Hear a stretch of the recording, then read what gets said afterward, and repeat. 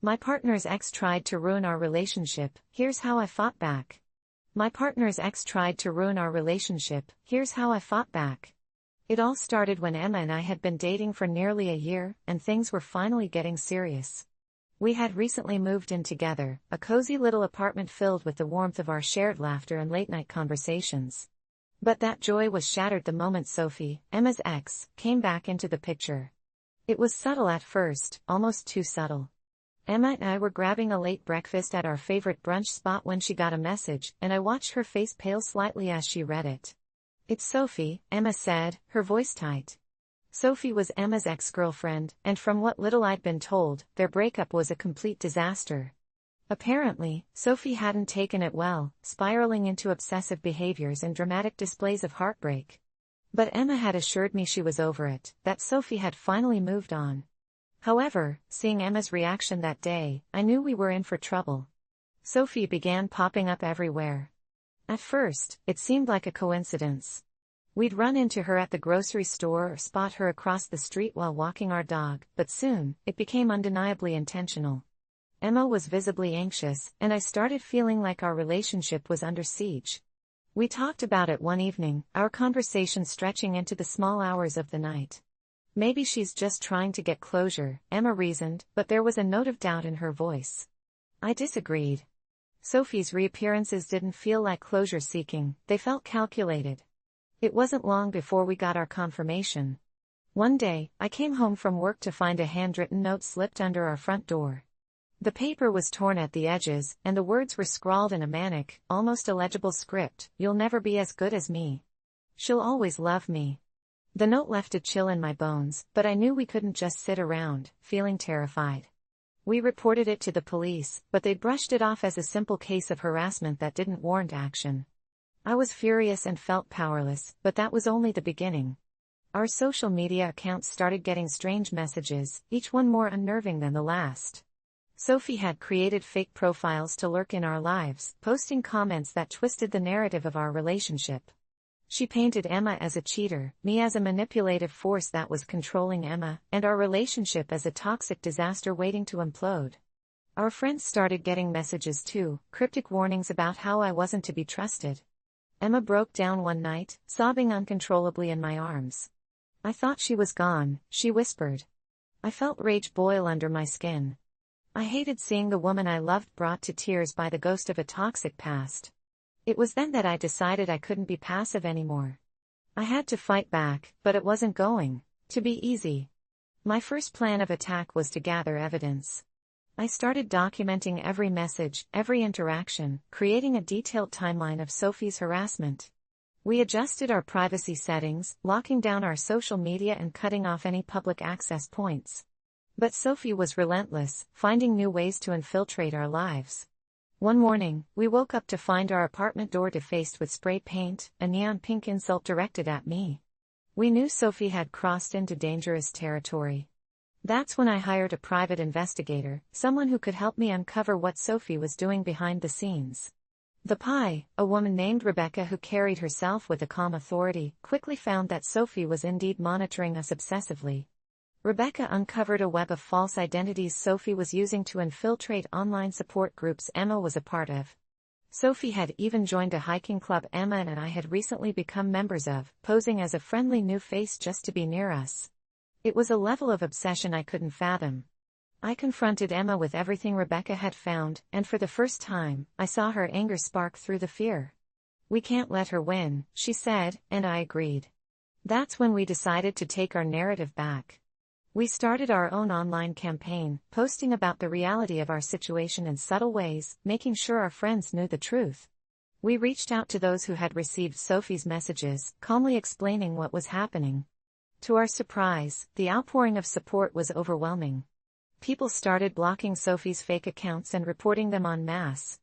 But Sophie wasn't finished. The climax came on a stormy evening when we returned home from dinner to find our apartment completely trashed.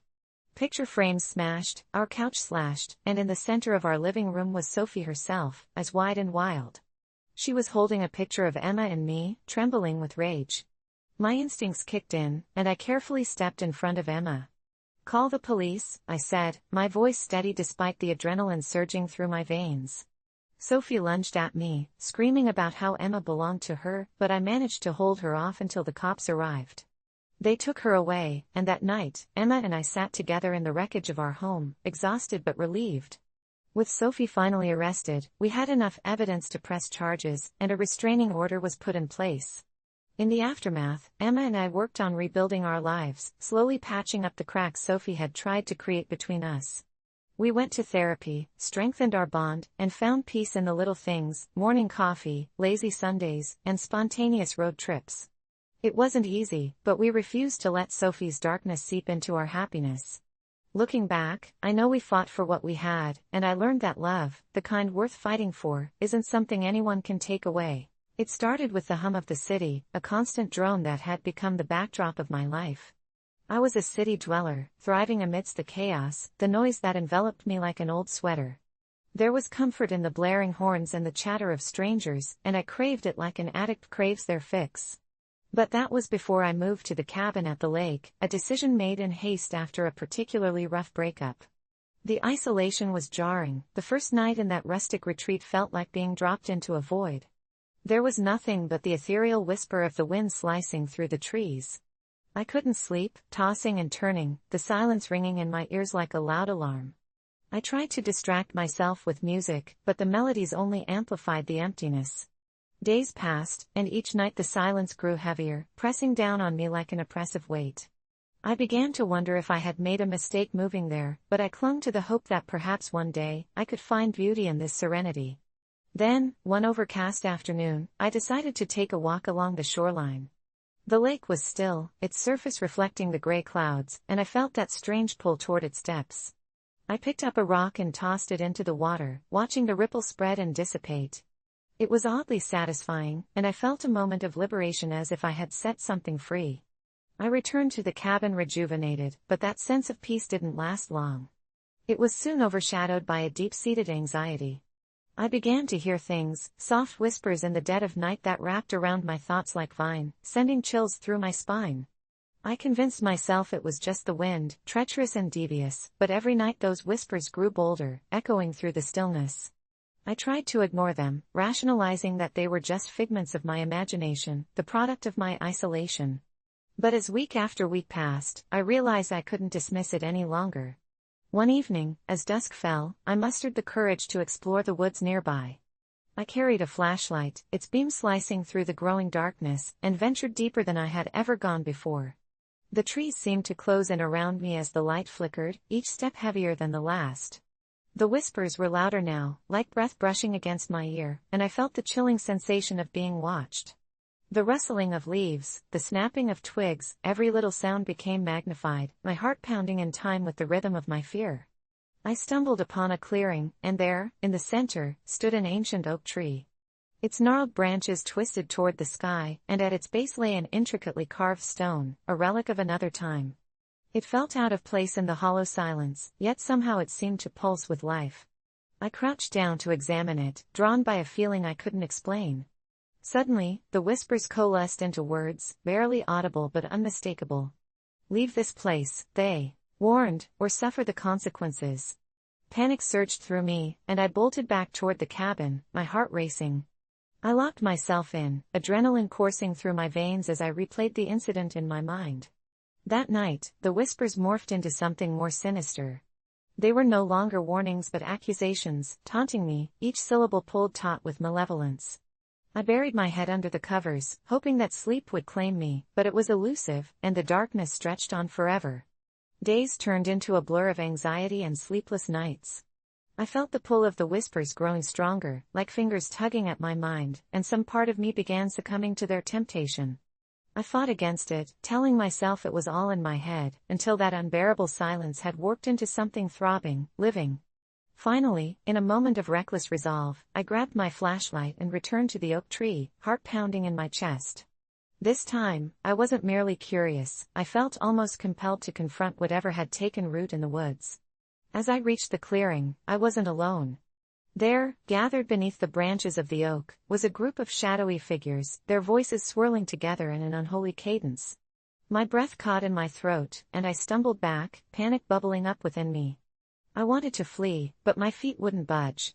The whispers stopped as they turned to face me, and I realized they were not entirely human. Their forms flickered in and out of focus, like a television struggling for a signal. "You shouldn't be here," one figure hissed, its voice a rasping wind. "This is our domain." I blinked, and for a moment, the fear subsided. Something shifted within me, and instead of fleeing, I stood my ground. "What do you want from me?"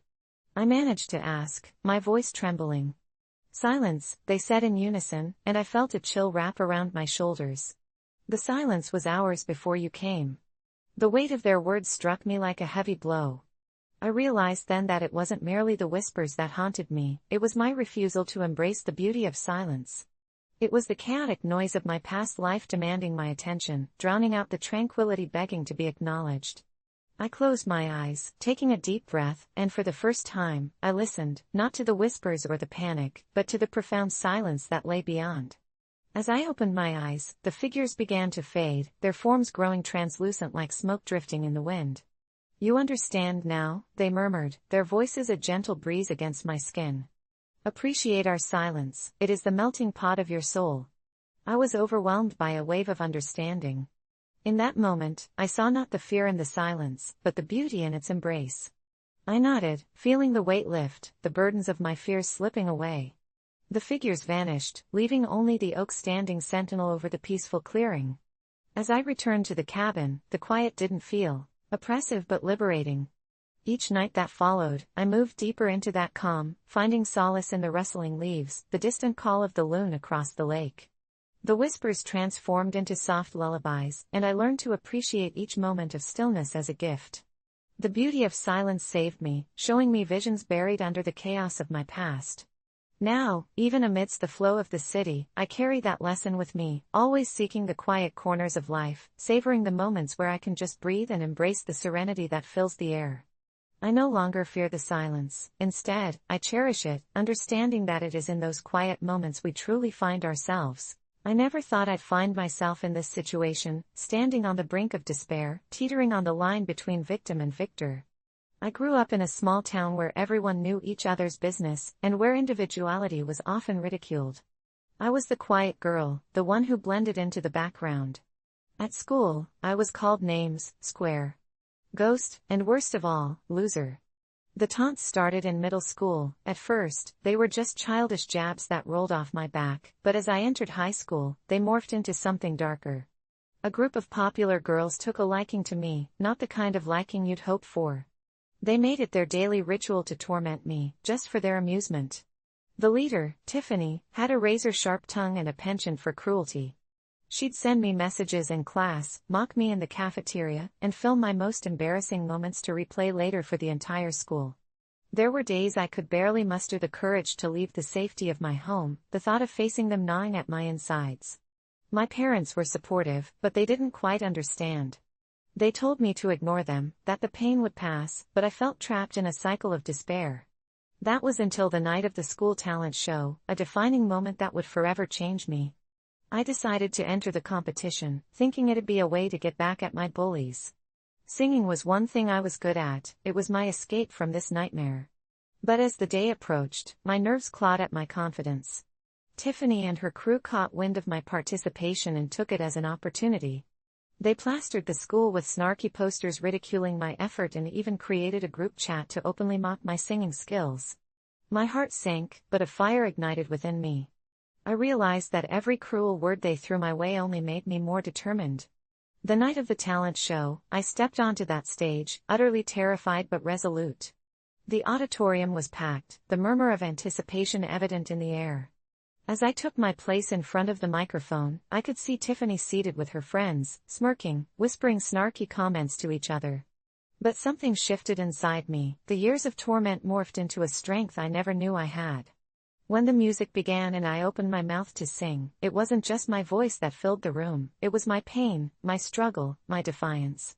With each note, I channeled my hurt, my fear, and my hopes into the performance. The audience was captivated, some even standing in awe, but I specifically locked eyes with Tiffany. The expression on her face was that of surprise, disbelief.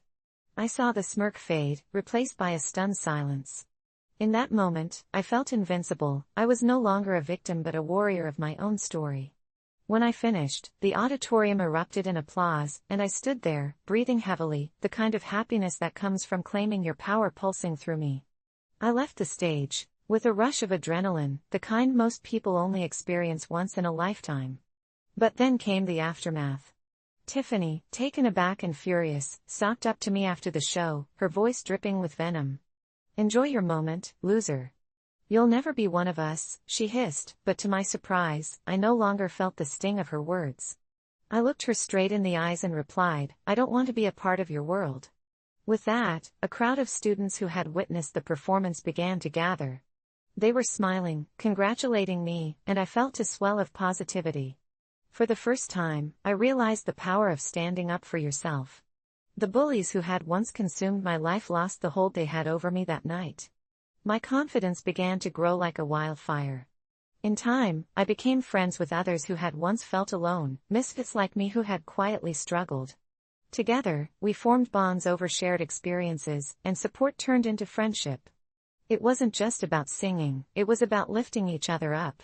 The cafeteria buzz of laughter no longer felt like jabbed knives but a comforting hum. Each kind word exchanged, each compliment received, was a patch in the quilt of my growing confidence. With every passing day, I realized I had the power to change the narrative.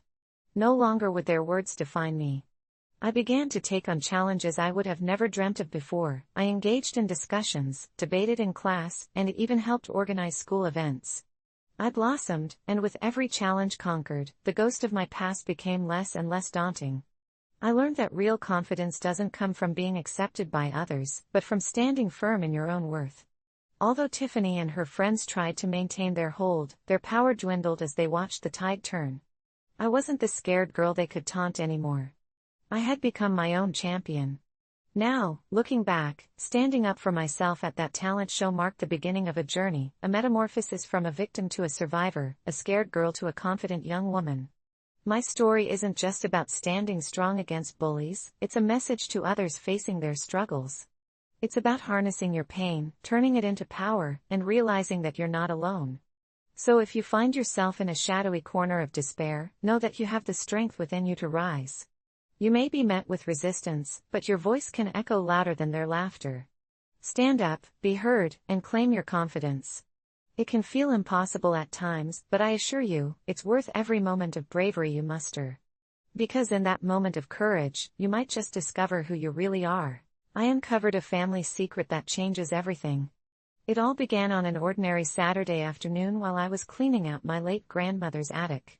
My family had recently gathered to mourn her passing, and now it was time to sort through the remnants of her life. The attic was a treasure trove of dusty boxes, old furniture, and forgotten memories, each item telling a story that connected me to my family's history. As I rummaged through the clutter, I stumbled upon a battered old trunk tucked away in a corner, hidden beneath a tattered quilt. Its faded leather exterior was worn and cracked, and the rusty latch creaked as I pried it open, revealing a jumble of old photographs, letters, and various trinkets. Intrigued, I began sifting through the contents, holding each piece of my family's past in my hands. Most of the photographs were familiar, depicting family gatherings, birthdays, and holidays, but there was something off about a few of them. I found a picture of my grandmother, young and radiant, standing next to a man I had never seen before. They were smiling, and there was a spark in her eyes that I hadn't recognized before. I flipped it over, hoping for a name, but it was blank. My curiosity piqued. I dug deeper into the trunk, uncovering letters tied with a faded ribbon. They were addressed to my grandmother but written in an elegant, flowing script I didn't recognize. The letters were filled with sentiments of love and longing, but the name at the bottom was unfamiliar. Derek, it read. Confused, I pulled out more letters, reading snippets that hinted at a forbidden romance. It became clear that these letters were from a man whom my grandmother had loved deeply, but why had I never heard of him? I felt an unsettling sensation creep up my spine as I continued to search through the trunk, discovering a small locket tucked away in a silk pouch. When I opened it, I found a tiny photo of the same man alongside a note, "Forever in my heart, my love." My heart raced as I began to piece things together. Who was this man, and why had he been hidden from our family? My mind was swirling with questions, and I felt an urge to confront my mother about what I had uncovered. Later that evening, after gathering the courage to bring it up, I asked my mom about the trunk and the letters. She grew pale, her eyes widening in shock. "You shouldn't have gone through that," she said, her voice trembling. "There are things in there that are better left buried." Alarm bells rang in my head as I pressed her for details. "Mom, who is Derek? Why didn't you ever tell me about him?" Tears welled in her eyes as she struggled to find her words. "Derek was a part of your grandmother's life that she wanted to forget. It was a mistake she made when she was young." I leaned in closer, desperate for the truth. "What kind of mistake? Did she love him?" My mother looked down, her hands shaking. "Yes, she loved him. But he was married at the time, and when their affair came to light, it tore our family apart. Your grandmother was forced to cut ties with him, and she never spoke of it again." I felt a rush of emotions, swirling confusion, and anger bubbling within me. "So, all these years, she kept this secret. Why didn't you ever tell me?" My mom sighed, defeated. "Because I wanted to protect you from the pain. It was a dark time for our family, and I didn't want to relive it." I stood there, processing the revelation. My grandmother, the sweet woman who had always baked cookies for us and shared stories of family adventures, had a hidden past that altered everything I thought I knew about her. I felt betrayed by the silence that had surrounded this part of our family history. "Does anyone else know?" I asked, my voice barely above a whisper. "Your aunts and uncles know bits and pieces, but they all agreed to keep it quiet," she confessed. "It's a secret that has haunted our family for decades." I could hardly believe it. This was more than just a family secret, it was a legacy of heartbreak and betrayal. I didn't know whether to feel sympathy for my grandmother or anger for her decisions. I felt compelled to uncover more about Derek, the man who had stolen her heart and then vanished from our lives. After our conversation, I couldn't shake the feeling that this story wasn't finished yet. That night, I delved deeper into research. I spent hours online, searching for any trace of Derek. After a fruitless search, I stumbled upon an old newspaper archive that mentioned a tragic car accident decades ago. The article reported that a man named Derek Reynolds had died in a collision while traveling to a nearby city. The details sent chills down my spine. This man was not only a memory but a ghost that lingered in our family's history. I scoured the article for more details, discovering that he had been a well-liked local artist, someone my grandmother had adored. But why had she never told us? Why had she buried her past so deeply? Overwhelmed by the weight of the revelations, I decided I needed to visit my grandmother's grave. I felt a strong urge to connect with her, to understand the woman I had thought I knew. Standing at her grave, I felt a mix of emotions. I placed the locket and the letters on her tombstone, tears streaming down my face. "Why didn't you tell me?" I whispered, searching for answers in the silence. "Why did you hide this part of yourself from me?" As I stood there, I felt a strange sensation wash over me, as if my grandmother were somehow present, urging me to forgive her. The weight of her secret was heavy, but I began to realize that it had shaped our family in ways I couldn't fully understand. I felt a need to honor her memory, not just as the grandmother I adored but as a woman who had lived, loved, and lost. After my visit, I couldn't help but think about how these revelations would affect my relationship with my family. I decided to gather my aunts and uncles for a family dinner, determined to share what I had learned. When they arrived, I felt a knot tighten in my stomach. As we gathered around the table, I shared the story of Derek, the letters, and the hidden truth about our family history. Their faces turned pale, shock evident in their eyes. "We thought that was behind us," my Aunt Sarah said, her voice shaky. "Your grandmother's pain was ours too." The atmosphere shifted, filled with a mixture of anger and grief. "We had no idea how deeply it affected her," my Uncle Tom said, shaking his head. "She carried that burden alone." I felt a sense of responsibility for bringing the truth to light, knowing that it might lead to healing. As the evening went on, we shared our own memories of Grandma, recounting her stories and the way she had brought us all together. I realized that while the past was painful, it didn't have to define us. By uncovering the truth, I felt a weight lifted from my shoulders. We could finally acknowledge her pain and celebrate her life, flaws and all. The dinner ended with a promise to remember Grandma not just for the secrets she kept but for the love she gave us all. I found solace in knowing that while the truth was difficult, it had brought our family closer together. I left the dinner feeling lighter, ready to face whatever came next. I had uncovered a family secret that changed everything, and in doing so, I discovered the power of love, forgiveness, and the importance of embracing our history, no matter how complicated it may be. I never thought I would have to learn how to manage stress in the way I did. It all started innocently enough. I was a typical college student, juggling classes, social life, and part-time work. But as the final exams approached, the pressure mounted. I stopped sleeping, my appetite plummeted, and anxiety became my constant companion. That's when I first learned about meditation. I downloaded an app, ready to give it a try, but I didn't expect it to lead me down a dark path. One night, as I sat cross-legged on my bed, eyes closed, I followed my breathing, focusing on the calm that was supposed to wash over me. But instead, I felt a pull, a whisper in my mind urging me to delve deeper, to uncover something beyond mere relaxation. I thought I was imagining it, but when I opened my eyes, I felt like I was no longer alone in the room. The shadows were thicker, the corners seemed darker, and then, from that darkness, a figure seemed to emerge, not a person, but an entity, a swirling mass of energy that was both frightening and strangely comforting. I froze, confused, but it spoke to me in a voice that was both soothing and terrifying. "You've called me," it said. "Your stress has opened the door."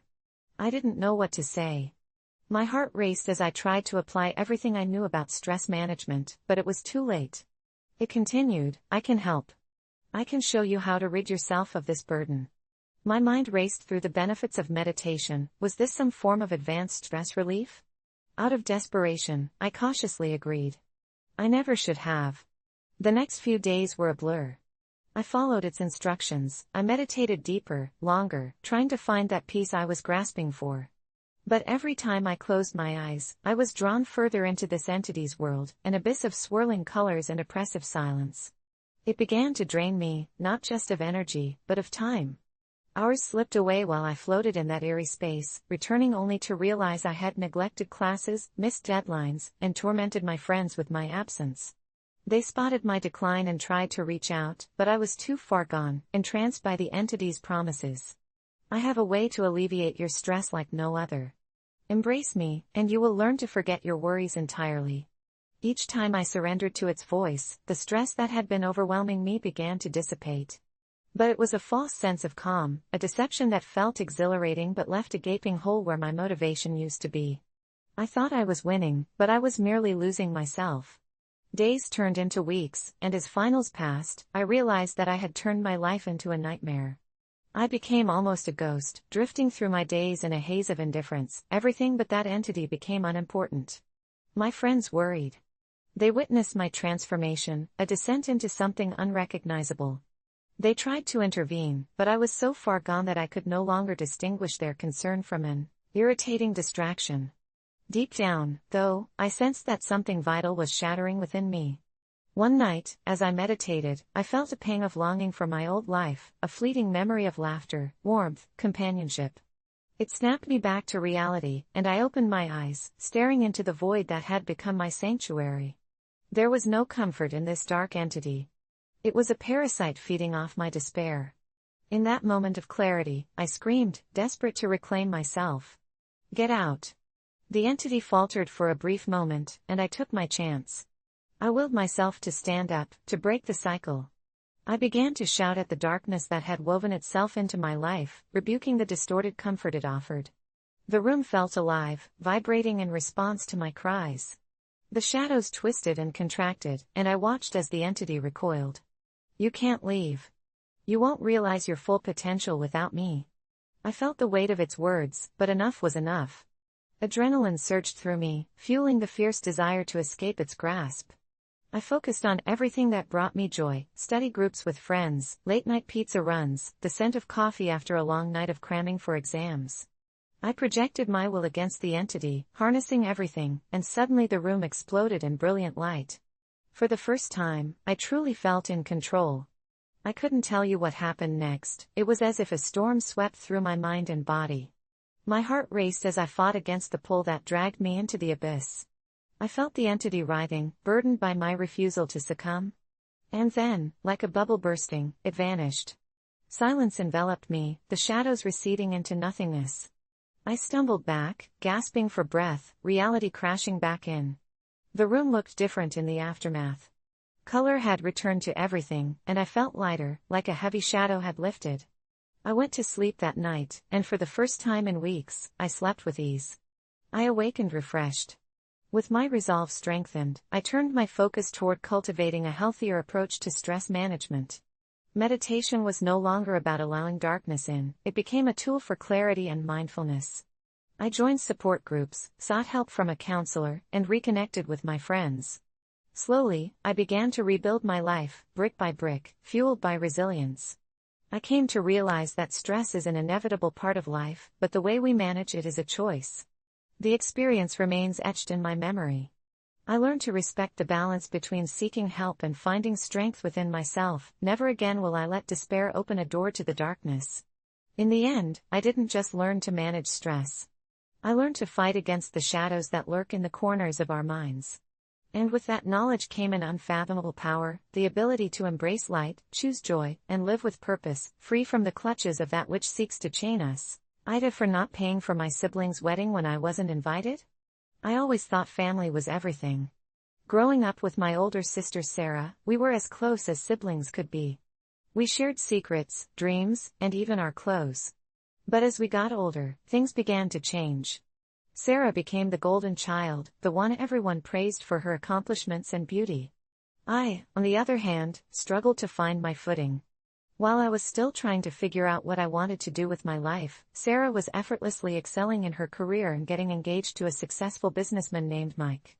Their wedding was the talk of the family, and I was happy for her. Or at least I thought I was. A few months before the wedding, I started to sense something was off. My family was buzzing with excitement, discussing the lavish details of the ceremony. There were extravagant venues, fancy invitations, and a guest list that felt like a who's who of society. As the date approached, I noticed that I hadn't received an invitation. At first, I brushed it off, thinking it was an oversight. But as the days turned into weeks, I couldn't shake the feeling that I was being left out. I decided to confront Sarah. "Hey, did you send out the wedding invitations yet?" I asked one evening, trying to keep my tone light. She glanced at me, her expression shifting slightly. "Oh, yeah, I sent them out a while ago.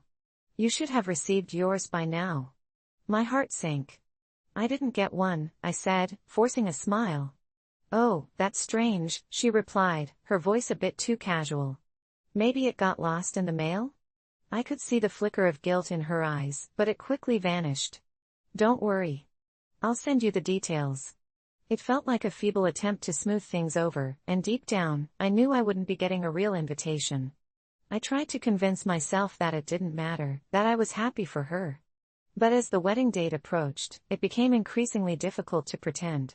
On the day of the wedding, I scrolled through social media, watching as pictures flooded in from family and friends. The venue was stunning, the decor was beautiful, and everyone looked so happy. My heart ached as I saw the smiling faces of family members celebrating, the ones I had grown up with. I felt like a ghost, hovering on the outskirts of my own family's joy. That night, I sat alone in my apartment, scrolling through endless photos of the wedding. I felt an overwhelming sense of betrayal. How could my sister do this? I had always supported her, celebrated her achievements, and now I was being left out of one of the most important days of her life. In my frustration, I decided to vent to my friends. "Can you believe Sarah didn't invite me to her wedding?" I said during dinner with my closest friends. "I mean, we grew up together. I always thought we were close." They listened patiently as I poured out my feelings, validating my hurt. "You're not obligated to pay for her wedding if you weren't invited," one friend said. "It's not fair that she expects you to contribute when she clearly doesn't value your presence." As the conversation unfolded, I started to wonder if they were right. If I wasn't invited to the wedding, did I have to help pay for it? The next day, I received a message from my parents. They were asking me to contribute to the wedding costs. My heart dropped. How could they expect me to pay for something I wasn't even part of? I decided to respond honestly. "I'm really sorry, but I don't think it's fair for me to contribute to something I wasn't invited to." My parents were not pleased. They argued that family is about supporting one another, and this was a significant life event. I felt trapped, torn between loyalty to my family and my own feelings of exclusion. In that moment, I made a decision. I would not pay for the wedding. I stood my ground, even as my family pushed back, insisting that I was being selfish. As the wedding day passed, I felt a strange mix of relief and guilt. I knew I had made the right choice for myself, but part of me still longed for a connection with my sister. Weeks passed, and I watched as Sarah and Mike settled into their newlywed life, posting pictures of their honeymoon and adventures. My heart ached with envy and hurt. I couldn't shake the feeling that I had lost something irreplaceable. One day, I received a call from Sarah. "Can we talk?" she asked, her tone surprisingly serious. "I want to know why you didn't contribute to the wedding." I felt a wave of anger and sadness crash over me.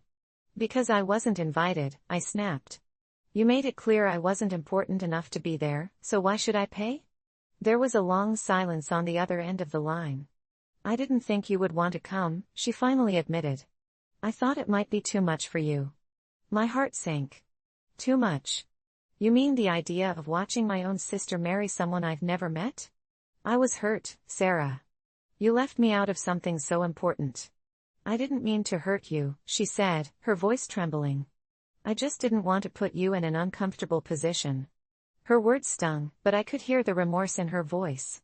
"I wanted to keep the wedding small and intimate," she continued. "I didn't realize how much it would hurt you." In that moment, I felt a flicker of hope. Maybe we could salvage our relationship.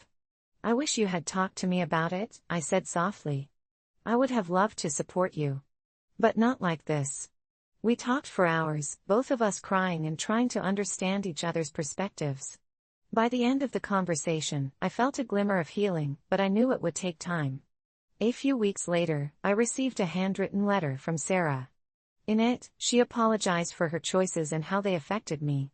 She expressed her love and desire to reconnect, inviting me over for a dinner to talk things through. I felt a rush of emotions as I read her words. I knew it wouldn't be easy, but I agreed to meet. That evening, as we sat together, the tension slowly melted away. We talked openly, sharing our feelings and frustrations. I realized that we both had to adjust to the new dynamics of our relationship, especially with her now being married. In the weeks that followed, we rebuilt our bond. It wasn't perfect, and we still had moments of tension, but we were learning to communicate better. I started to see a new side of Sarah, one that was more empathetic and understanding. I realized that while we had lost something during the wedding, we were gaining something deeper. Our relationship began to heal, and I learned that it was okay to stand up for myself. I also discovered that family dynamics can change, but love and communication can bridge those gaps.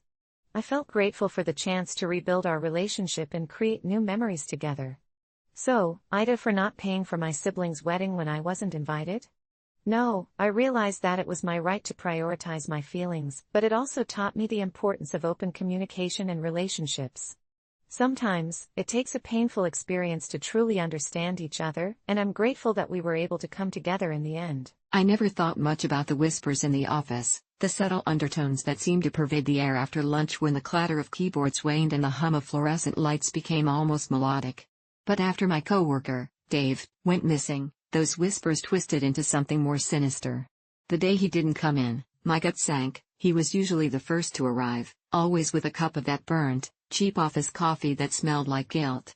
We joked about it, how he would drink it even when it went cold. Dishing out a few messages to see if it was anything serious became my routine, but when I received no reply, panic unfurled in my chest. The office held a sickly stillness that day. Only the sound of my fingers tapping against the keyboard broke the silence, and even that felt too loud, too intrusive. By evening, I could feel the stares of my coworkers, heavy and penetrating, as if they were waiting for the invisible clock to tick down to something dreadful. Then, out of nowhere, I heard it, a soft voice, unmistakable yet so faint I thought I was imagining it. "Help me," it pleaded, just barely audible over the whir of the air conditioner. I looked around, nobody seemed to notice, their faces buried deep in spreadsheets and reports. It was just my psyche playing tricks, I told myself, perhaps fueled by an unsettling mix of worry and too many late hours at work. I brushed it aside, but as days wore on, the voice returned, haunting me at the edges of my hearing. "Let me out," it echoed. "I'm still here." My heart raced, and the taste of fear had a metallic quality, as though it thrived on the ingestion of my anxiety. I wanted to scream back, shake the grip of this psychological torment, but I didn't want to draw attention to myself. I thought of Dave, the jokes he told, the way he always brightened a dreary Monday morning. He had a knack for surprise. Once, he put glitter in our boss's stapler as a practical joke. But as the days turned into weeks, I gave up hope that he would resolve his own disappearance, as the peculiarities of the office twisted like a tightrope of reality. The voice grew more frantic, blending into my dreams and waking moments. I began to wonder if it came from the old storage room at the end of the hall, a place rarely entered except for supplies and the occasional, ominous sound that echoed within its depths. Curiosity clawed at me one evening when I found myself alone after hours, staring into the darkness of that room, heart hammering like a drum. I took a step forward, my foot barely making a sound against the cold floor, and then I heard it again, clearer this time. "I can't breathe. Help me." I froze. The weight in my chest threatened to crush me, yet I pushed the door open with shaking hands. The room was filled with boxes, remnants of former projects, and a thick dust that swirled like spirits trying to escape. I called out, but my voice sounded so small against the oppressive quiet. What if Dave was trapped here? What if he was just behind one of these boxes? My mind raced with implications. "Dave?" I ventured, treading deeper inside. The air felt thick, as though every breath I took pulled me deeper into a pit of dread. I could hear him, his voice now saturated with desperation, ripe with fear, resonating through the darkness. "You're too late. I've been forgotten." I stumbled back, nearly tripping over a broken chair as the reality of his words sank in. What if nobody even looked for him? What if they knew something they weren't telling me? I could no longer distinguish between my fear and the unbearable truth. "Dave, where are you?" I called more urgently. Silence enveloped me as though the building itself held its breath. And then, a more haunting tone seeped into the air like ice. "You should have left it alone." I was spinning, dizzy with anxiety, that voice now an unbearable cacophony in a void where I thought I'd find answers. Just as I turned to leave, the handling of a box creaked open, and my heart leapt to my throat. I opened my mouth to scream, but the scream didn't come. All that escaped was a whimper as I felt a chill brush by, a fleeting shadow that snaked around me, tightening its grip. "You brought this on yourself," it said as if it knew me, like it had been watching me from the shadows. I stumbled out of the room, gasping, slamming the door shut behind me, hands trembling. The voice had faded, but it lingered in the edges of my consciousness, clawing at my sanity. But I knew, deep down, that something terrible had happened to my friend, and that voice was the key. I worked up the nerve to approach my boss the next day at the staff meeting, nervously shifting in my chair while the clock ticked in a disorienting rhythm. I cleared my throat and mentioned Dave's name, hoping it would unravel the truth. My boss shifted uncomfortably. "Let's not dwell on the past," he said sharply, but I pressed on, my voice growing more frantic. I could feel my coworkers' eyes on me, each stare a reminder that I was treading on dangerous ground. Something flickered in my boss's gaze, fear or anger, I couldn't tell, before he used the same ice-cold tone. "Dave was never one of us. You have to forget about him." My skin prickled. How could this be? It hit me then, the impact like a striking match. They all knew something. As whispers grew louder and the wall seemed to close in around me, I heard Dave, his plea growing more urgent. "They're lying. Help, please." It was then I realized, courage could be a double-edged sword. Seeking the truth might lead me to an answer, or it might expose me to shadows I was never meant to uncover. Day by day, I remained vigilant, convinced of a sinister conspiracy lurking beneath the facade of our sterile office. But as I delved deeper, the echoes of my thoughts began to split. Sometimes I'd hear his voice within my mind, other times, I'd spin around expecting to find him standing there, cracked smile and the remnants of that unmistakable coffee odor mingling with despair. I began to doubt my own sanity. Desperation pushed me to obsessive digging. Text messages, records paired with the odd looks I received from coworkers transformed into a feline tension. Did they, too, hear it? Each interaction was interlaced with dread. I became a mere shell of myself. Sleepless nights turned into a blur of blurred faces along hallways and nights spent scouring the internet for any sign of Dave while meanwhile, a sinister presence seemed to hover around me. The shadows transformed from harmless corners into living entities that prowled and watched with hungry longing. I swear I could hear that voice even now, inches away behind closed doors, just a breath away from me. Then, One evening, I gathered enough strength to confront my boss again, demanding answers. As I stood in his office, the shadows danced unnaturally, shifting against the cold walls. "What did you do to Dave?" I demanded, but the look in his eyes sent a shiver through my core, like I had crossed a line I could never uncross. "Forget him, or you'll end up like him." In that moment, the emptiness of his words struck harder than I could bear. He was part of it, a greater play I hadn't wanted to comprehend. That night, I decided it was time to break into the storage room again, fueled by a primal need to confront the darkness that festered within our walls. The air was thick with electric tension, every step amplifying the sound of my heartbeat. The door creaked open with a groan. It felt alive, enveloping me in the heavy scent of dust and neglect. And then I heard it, louder, more frantic: "Help." A flicker drew my attention, and I turned to see something I never expected, a glimpse of a figure in the corner, someone covered in shadows, but as I blinked, they melted away into the abyss. "I'm still here," the voice cried. Was it already coming from my own lips? I became untethered, hovering in a void as my world fractured. Suddenly, I realized the truth behind the facade. I wasn't just looking for Dave, I was looking for myself. With a desperate yearning, I tore through the boxes violently until my hands ached. "Dave, please." "I'm trying," I shouted, but the room responded only with silence. I slid down against a wall, despair flooding my veins, a suffocating wave of realization crashing over me. He was gone, just a ghost echoing through the confines of a memory. For days, weeks, maybe even months, I had concealed this truth from myself, seeking solace in the notion that perhaps if I just listened harder, I'd find him, as though having lost him could make him reappear as easily as a voice breaking through static. But now, in that dimly lit room, reality tugged me backwards, choking on the reality of my own existence. The office lights flickered overhead as desolation wore down my spirit, and I could finally hear his touch, soft yet persistent, reaching toward me from beyond the void. "Now you're one of us," I gasped, the last remnants of my grasp on sanity unraveling as the shadows converged, suffocating any semblance of hope within me.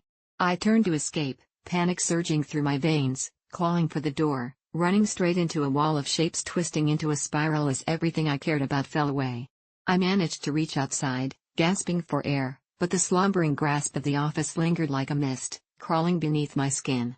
I'd given into the void. I was no longer an employee, I had become just another whisper, lost and desperate, blending into the darkness of the office, forever searching for a brotherhood forged in yearning and dread.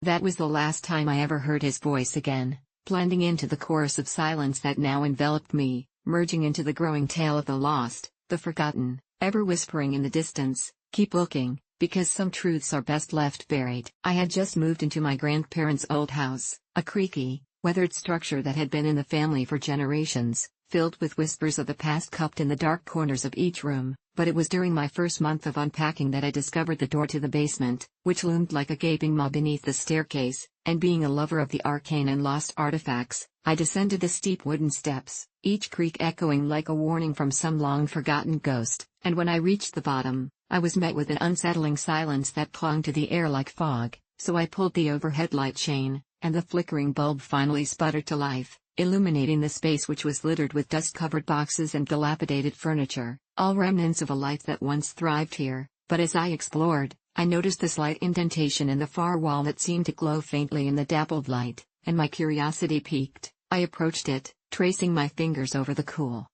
unforgiving surface until I found a hidden latch. My heart thrummed with anticipation as I pulled it open, revealing a narrow door that swung inward with a low groan, and stepping inside, I was hit by a wave of musty air that smelled of neglect and secrets long buried, and what lay before me was a room that didn't seem to belong to my grandparents or any of the previous owners we'd heard about. The walls were stark, devoid of paint, and the only furniture was a small table, a rickety chair, and a collection of mismatched boxes that looked as if they had been thrown together in haste, the contents spilling out at odd angles. But as I rummaged through the boxes, unease crawled beneath my skin. Old photographs, some framed, others crammed haphazardly, captured moments of stark-eyed children and stern adults who seemed to watch me with judgment, and letters written in faded ink that spoke of despair, longing, and a search for something long lost. One letter in particular caught my eye, detailing the writer's descent into paranoia, claiming there was a presence that lurked in the house, waiting to be fed by their fear. And chills coursed through me as I recalled my grandfather's odd warnings about the family's history.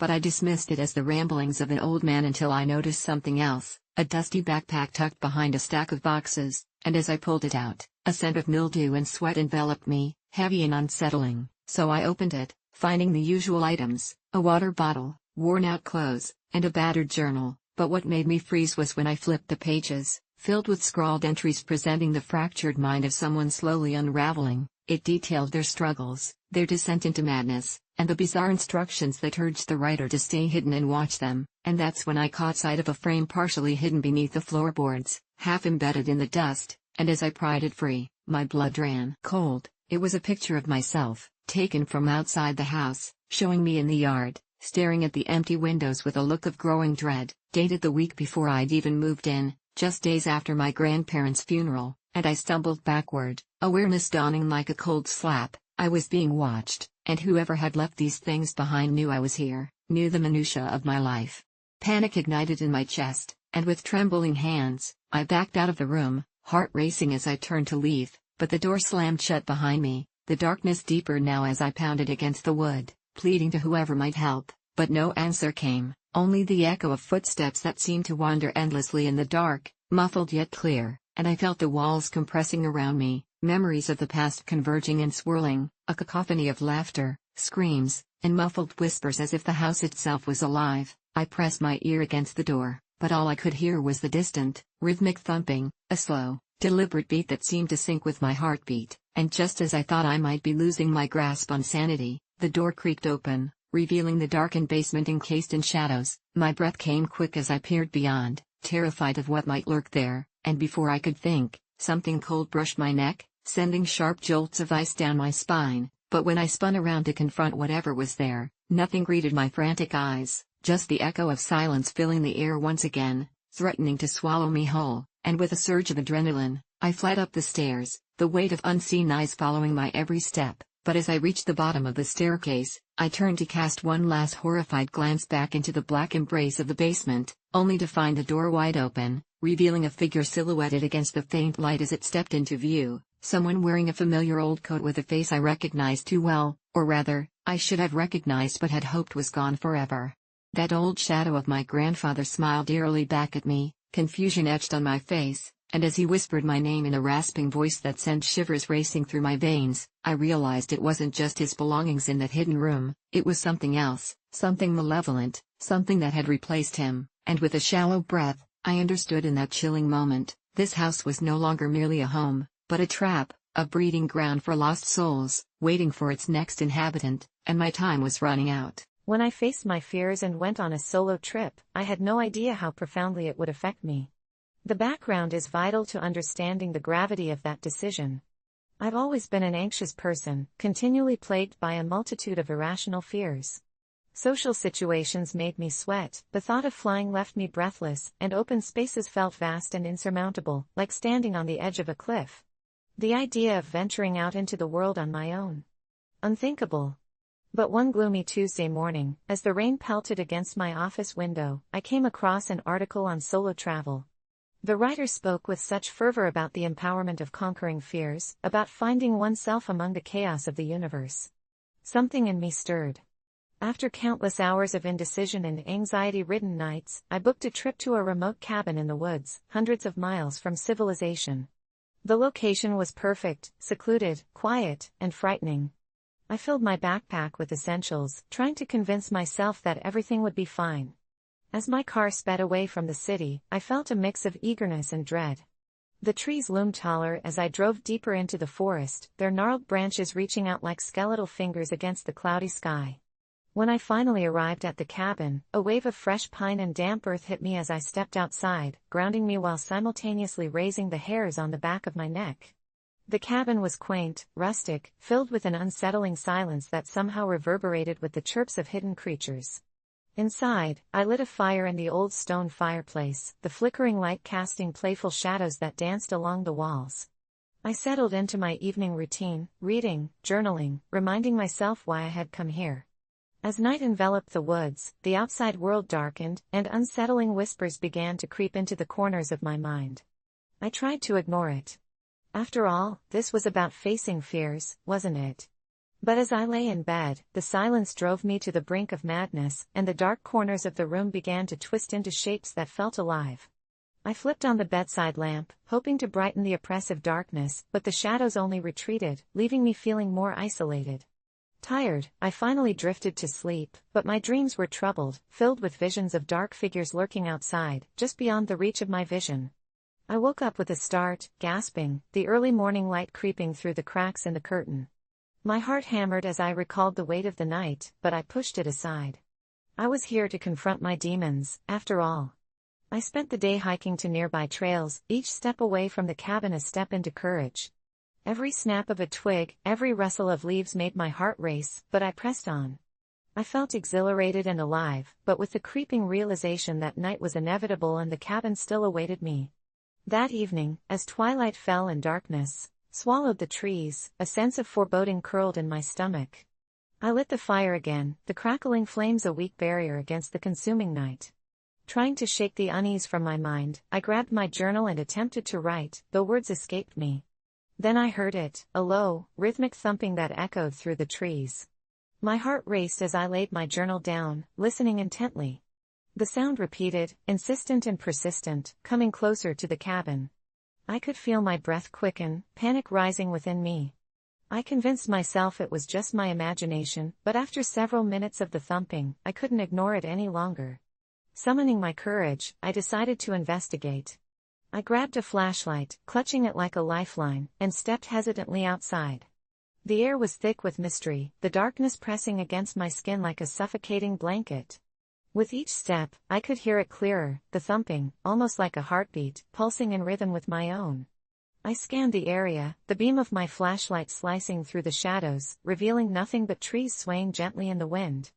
I felt foolish standing there, adrenaline pumping through my veins.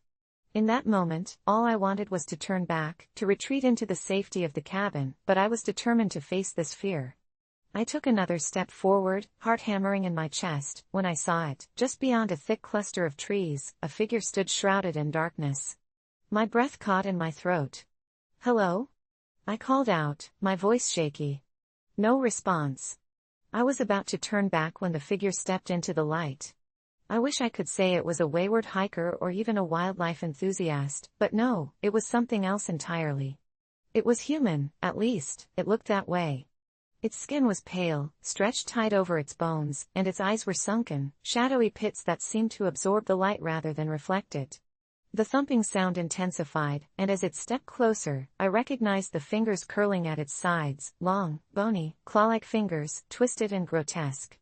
I stumbled back, tripping over my own feet as I turned to run, making my way back to the cabin, the sound of my heartbeat drowning out the world around me. I dashed inside, slamming the door shut, barricading myself against the overwhelming terror. My mind raced with thoughts about what I had just seen. I wasn't prepared for this. Was it a hallucination? Was I actually losing my grip on reality out here? I had to calm down. I searched for my phone, but when I glanced outside, dread pooled in my stomach. The figure stood just beyond the trail, staring at the cabin, its gaze fixed unsettlingly on me. My instincts screamed at me to hide. I retreated to the far corner of the cabin, pressing my back against the wall, trying to make myself as small as possible as panic washed over me. I couldn't breathe, it felt like the walls were closing in around me. I stayed like that for what felt like hours, every creak of the cabin sending jolts of fear through me. But then, it vanished. Just like that, the figure was gone, and the night fell silent again, too silent. I let out a shaky breath, thinking perhaps it was all in my head, the product of isolation and fear. But I didn't sleep that night, tossing and turning as every sound made me jump.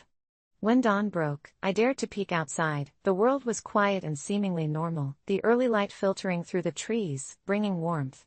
I spent most of the day in a daze, retracing my steps to the trails I had hiked earlier. I needed to convince myself the figure was just an apparition, perhaps a trick of the light. Yet, my heart still raced at the slightest sound, every rustling leaf bringing memories flooding back. Finally, exhaustion clawed at me, forcing me to return to the cabin by evening. This time, I was determined not to let fear rule me. I started a new fire and decided to embrace the solitude. I began to read a book aloud, the words filling the empty space around me, pushing back against the oppressive silence. The hours slipped by, and for a while, I felt safe. Yet, as night descended, darkness crept back in, curling around the corners of the cabin. I convinced myself that the figure wouldn't return, but as I looked out the window, a chill swept over me. It was there again, standing in the same spot as before, and this time, I could see it better. Its skeletal features were illuminated by the moonlight, and I realized it was not just a figure, it was watching me, waiting. Panic surged through me again, and I had no choice but to follow my instincts. I grabbed my backpack and bolted from the cabin, heart racing as I sprinted into the woods. I didn't know where I was running, I just knew I needed to escape. The forest felt alive, branches reaching out like hands grabbing at me. I fell, scraping my arms and knees against the ground, but I pushed myself up to keep going. After what felt like an eternity, I stumbled into a clearing, the moonlight casting an ethereal glow. I couldn't see the figure, but I could feel it lurking at the edge. That's when I realized, I hadn't come here to only confront my fears. I had to confront whatever that was, the fear embodied. I gathered every ounce of courage I mustered and stood my ground. "What do you want?"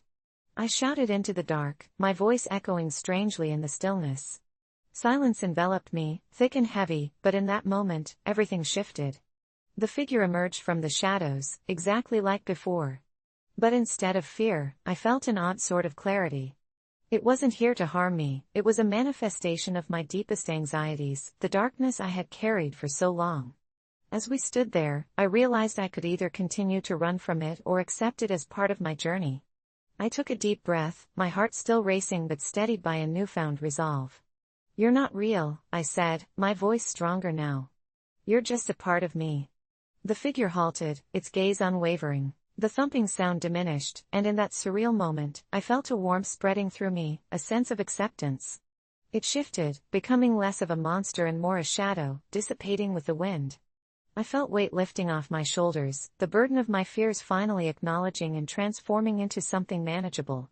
I returned to the cabin that night, exhausted but peaceful, ready to embrace whatever came next. While the trip had challenged demons I never thought I'd face, it also illuminated my strength, the courage buried deep inside. I drove home the following day, the sunlight bathing everything in a golden glow.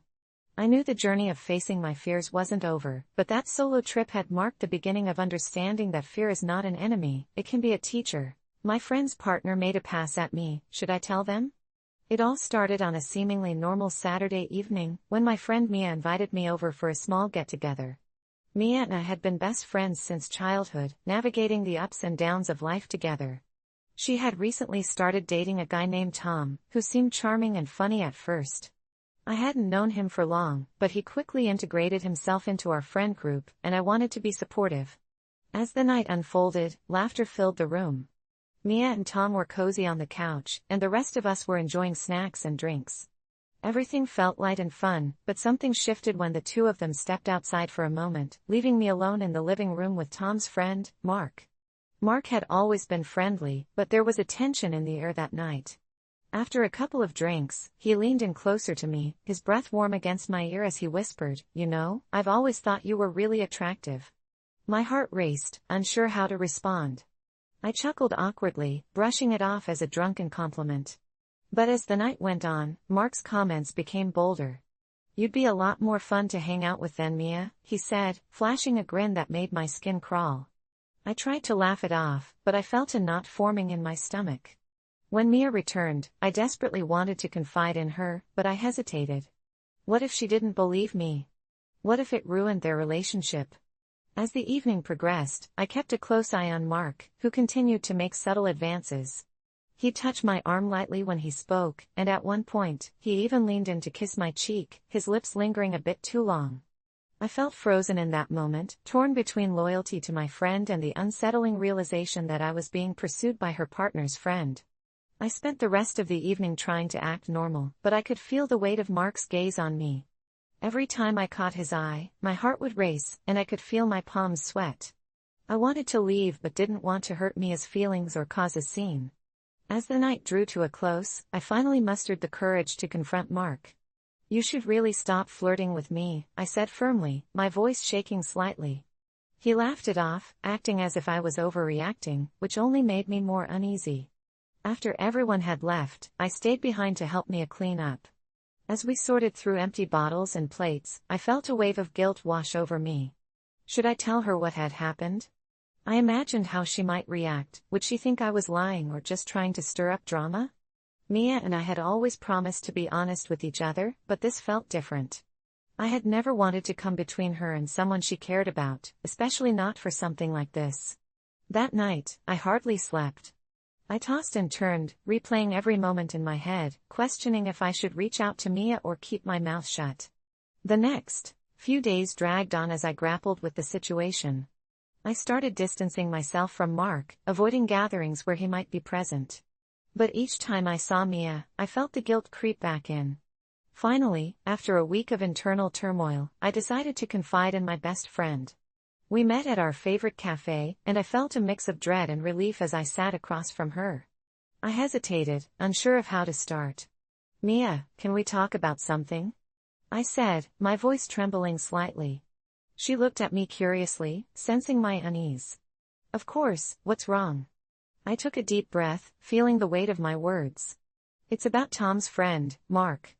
Mia's expression shifted slightly, her eyes narrowing. "What about him?" I recounted everything that had happened that night, the compliments, the lingering touches, the way I felt uncomfortable. As I spoke, I watched her face transform from confusion to disbelief. "Are you serious? He did that?" she asked, her voice rising slightly. I nodded, tears welling in my eyes. "I didn't want to tell you because I didn't want to cause problems, but I can't keep it to myself anymore." Mia's hands trembled as she processed what I was saying. "I can't believe this," she said, shaking her head. "I thought he was different." I felt a mix of relief and fear wash over me. Relief that I had finally told her, but fear of how she would react. Would she confront Mark? Would it damage their relationship? What should I do? I asked, my voice barely above a whisper. Mia looked determined. "You deserve to feel safe around my boyfriend's friends, and I'm going to talk to him about this." My heart sank a little, knowing that it could create tension between them. "Are you sure?" I asked hesitantly. "I don't want to cause drama." "This isn't drama," she replied fiercely. "This is about respect. I can't let someone treat my friends like that." I felt a rush of gratitude for her support, but deep down, I feared how Tom might react. Mia promised to have a conversation with him that evening. I left the cafe feeling a strange mix of hope and dread. That night, I received a text from Mia. "I talked to Tom. He's going to confront Mark. I'll let you know what happens." I felt a weight lift off my shoulders, but a gnawing anxiety settled in its place. Would Mark deny it? Would he retaliate against me for saying something? I spent the night anxiously awaiting her update, wondering how it would all play out. The next day, Mia called me, her voice shaky. "Hey, can we meet up again? I need to talk to you." My heart raced as I agreed, fearing the worst. When I arrived, I could see she had been crying. "What happened?" I asked, panic rising in my chest. "Tom confronted Mark, and it didn't go well," she admitted, wiping her eyes. "Mark denied everything and accused me of being jealous. He said I was just trying to break them up." I felt a surge of anger for her, knowing how unfair it was. "That's ridiculous. You're not jealous, you're protecting yourself and your friends."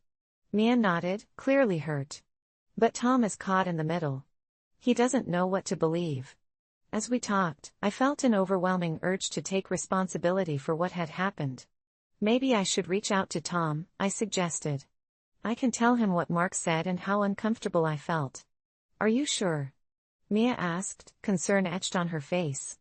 "I don't want you to feel pressured." I took a deep breath, determined to take action. "I need to be honest with him, for both of our sakes." That evening, I texted Tom, asking if we could talk. He replied almost immediately, agreeing to meet. As I walked into the coffee shop, my heart raced. When I saw Tom, he looked tense. "Hey," he said, offering a weak smile. "I've been hearing some things." I nodded, trying to keep my voice steady. "I just wanted to clear the air about Mark. He made me uncomfortable at the party, and I feel like it's important you know what happened." As I recounted my experience, Tom's expression shifted from confusion to disbelief. "I can't believe he did that," he said, shaking his head. "I'm sorry you had to go through this." I felt a mix of relief and anxiety as we talked. Tom listened, validating my feelings and expressing anger towards Mark's behavior. "I'll talk to him again," he said, determination in his voice. I left feeling hopeful that we were on the same page, but I still feared the fallout. In the following days, the tension in our friend group was palpable. Mark tried to brush off what happened, acting as if it were a joke, but it was clear that trust had been broken. Mia and Tom had to reevaluate their relationship with him, and it strained their dynamic. As the weeks went by, I learned how difficult it can be to navigate friendships and relationships when lines get blurred. Eventually, Tom decided to cut ties with Mark, realizing that his behavior was unacceptable. Mia supported him wholeheartedly, and I felt a mix of relief and guilt for how everything unfolded. I knew that I had done the right thing by speaking up, but it came at a cost. I still worried about how Mark would react if he found out I had spoken to Tom. But as time went on, Mia and Tom grew stronger, their bond solidified by the challenges they faced together. And I felt grateful to have friends who valued honesty and respect above all else. So, my advice to anyone in a similar situation: speak up. It's never easy, but your feelings matter, and standing up for yourself can lead to a healthier, more honest environment. Sometimes, you have to take risks to protect the ones you love, and in the end, it's worth it. When I helped my friend through their grief, I never expected it to unravel the very fabric of our reality. I want to share what happened because it isn't just a story of loss but of something much darker that came to visit in the shadows of our sorrow. 2 months ago, my best friend Mia lost her younger brother, Ethan, in a freak accident. He was only 16, full of energy and dreams.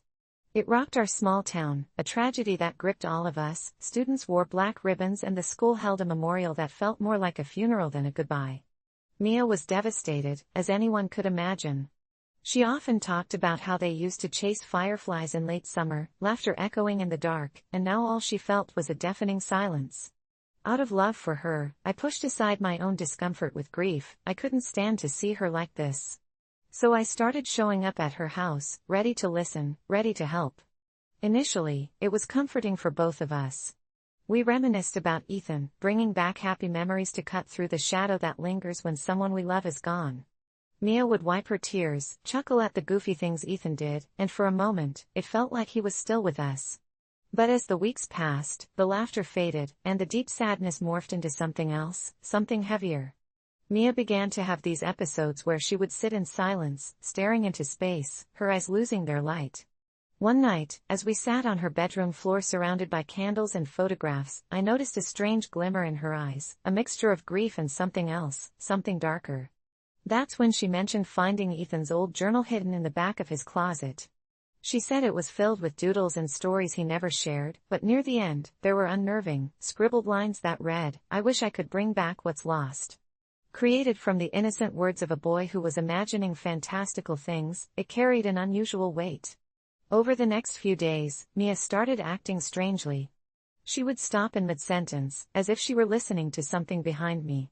I brushed it off as a side effect of her grief, a mind trying to connect with its loss. But then I noticed she had begun to sleep less. One night, I stayed over, worried about her deteriorating state. I awoke to the sound of soft murmuring. My heart raced as I turned to look, finding Mia sitting up, clutching Ethan's journal close to her chest, her eyes glazed over. "He's here," she whispered in a voice that barely resembled her own. "He's talking to me." It sent a chill down my spine. I didn't know how to comfort her. Instead, I lay still, pretending to sleep, fearful that any movement might break whatever moment she was experiencing.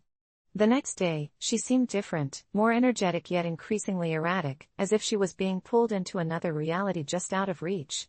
She insisted that Ethan wanted us to do something for him, something that could bring him back.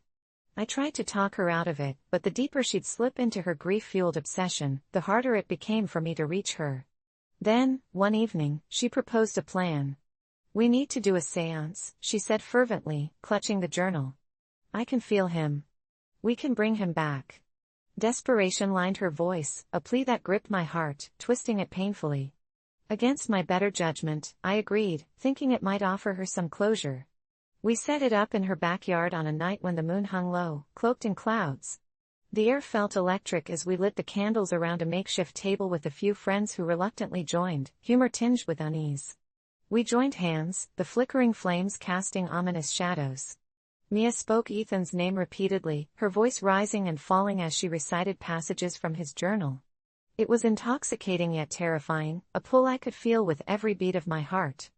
Suddenly, the temperature plummeted, and shadows stretched, swirling in ways I couldn't comprehend. A feeling swept over me, a pressure that pinned me in place, as if something was drawing closer. I glanced at Mia, she was entranced, eyes glazed. Then, something happened. A whisper danced across the air, barely perceptible but undeniable, "Help me." My blood ran cold. It wasn't Ethan's voice but something heavy, dark, and threatening. Panic surged in my chest, and instinct kicked in. I shouted, breaking the circle, desperate to disengage from whatever presence we had pulled forth. Mia's eyes snapped to mine, pure terror reflected there. "Stop!" she screamed, but the darkness had already settled in deeply. The candles flickered violently, and a wind whipped through, extinguishing them one by one until we were enveloped in shadow. Everything spiraled as we desperately tried to reclaim our connection to reality. The candles extinguished louder than I'd thought, lots of yelps echoed, and something cold wrapped around my ankles, pulling at me as if the earth itself had turned against us. Ghostly laughter, chilling and distant, filled the air. We stumbled back, our hearts racing.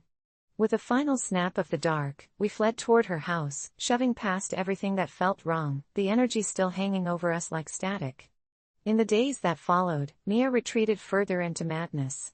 She would sit in her room, whispering into the journal as if conversing with someone invisible. The moments we'd shared had transformed into something grotesque, and I felt helpless, watching her unravel. One night, I received a frantic call from Mia.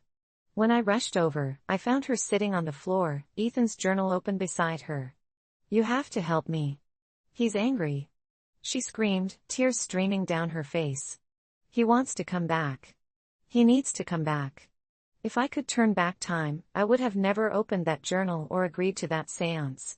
The air was thick with regret, loss gripped me tighter, but what was more terrifying was the realization that she might not be talking about Ethan anymore. That night, when I laid in bed, I could hear whispers, soft, coaxing voices just on the verge of comprehension. They filled my room, growing louder until their sinister melody became so intrusive that sleep was impossible. It's been weeks now since that night, and I am sitting here at my desk, Mia's journal clutched tightly in my hands. She disappeared 2 days ago. Just vanished from her home, leaving only the journal and a note that read, "Don't bring him back." But I can't stop hearing those voices, and every night they grow louder, begging me to listen. I don't know what I'll do next. I'm terrified at the thought of opening the journal again, but I miss Mia, and maybe I can find her, maybe I can help her, even if it means plunging deeper into the darkness we awakened. So this is where I'm stuck, teetering on the edge, knowing each night that I might just lose myself to whatever we summoned. Something in there was never meant to come back, and now it clings to my soul like a thick fog, feeding on my hope. If you're reading this, I need you to understand, grief can open the doors we never wanted to see. Please learn from me, don't cross the threshold, because once you do, there's no guarantee you can ever come back. Now I hear the whispers again, closer than ever, and tonight I plan to listen. When I helped a child learn to read, a rewarding experience. It began on a rainy Tuesday afternoon, the kind where the sky is an oppressive shade of gray and the world just feels too heavy.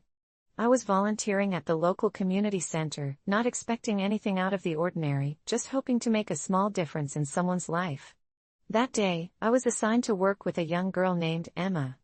She was 8 years old, bright-eyed yet timid, with a wild mop of curly hair that bounced as she shuffled in, clutching a tattered book that looked well-loved yet barely held together. I sat with her against the wall, surrounded by a few scattered cushions, and asked her to tell me about her favorite stories.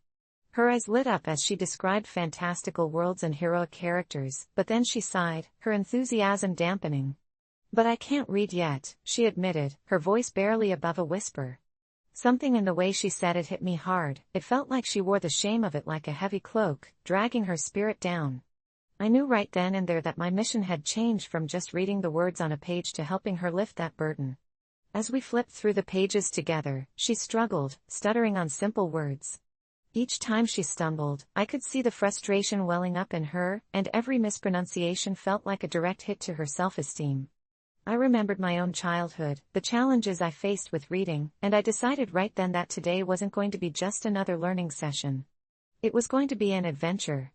I told her that every story was like a treasure map full of hidden secrets, and that if we could decode the treasure map, we could discover a world filled with wonders.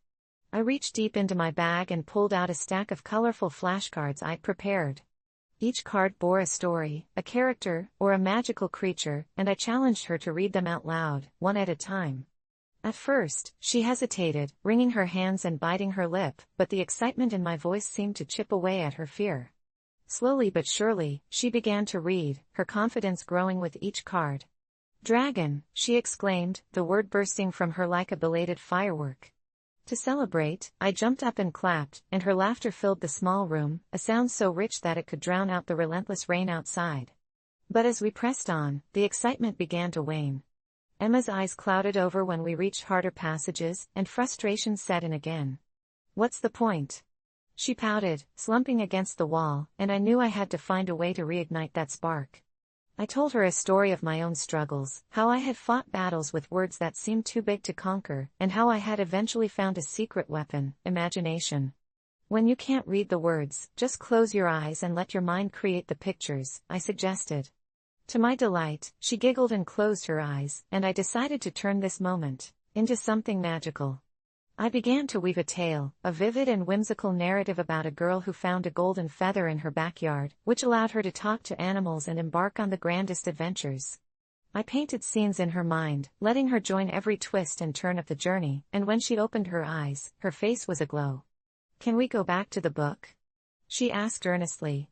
I nodded, and when we returned to the words she'd struggled with moments before, something astonishing happened. She began decoding them through the lens of the wild narrative we created together. "Look!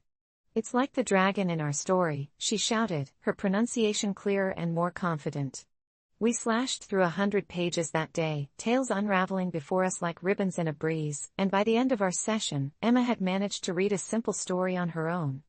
Tears stung my eyes as I watched her face light up with unabashed pride, a treasure more valuable than any gold. I knew in that moment, the experience was not just about helping her read, it was about igniting a lifelong love for storytelling. It was about empowerment. I felt a pulse of energy between us, a connection formed in that room. She was no longer just a girl struggling with reading but a budding storyteller ready to soar. As I packed my things, I noticed something drop from the pages of her book, a small note folded neatly. I picked it up curiously, and when I opened it, my heart seized. "I can't wait to tell you my own stories," it read in her careful handwriting, "but I need your help." Over the next few sessions, we crafted tales together, and Emma bloomed like a wildflower in the sun. However, one day she didn't show up. I waited, worried her spirit had dimmed without my encouragement, thinking perhaps she felt defeated again. Days turned to weeks, and she remained absent. I finally approached the community center staff, who glanced at each other grimly, and I felt a chill run down my spine. They eventually confessed that Emma had been hospitalized, her mother in a panic over her worsening health. My heart raced as they described her condition, and I felt I had to reach out. I decided to visit her at the hospital, clutching a storybook and my flashcards as my offering.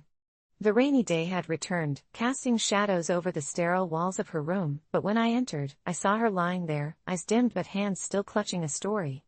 "Emma," I breathed, rushing to her side. She smiled weakly, but I could see the same spark of imagination flicker within her.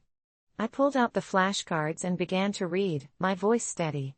We transformed that hospital room into our own world, battling dragons and exploring enchanted forests. Emma laughed, her spirit emerging like a bird from its cage, even while her body remained weak. "I can't remember how to tell my stories," she said, her voice a whisper.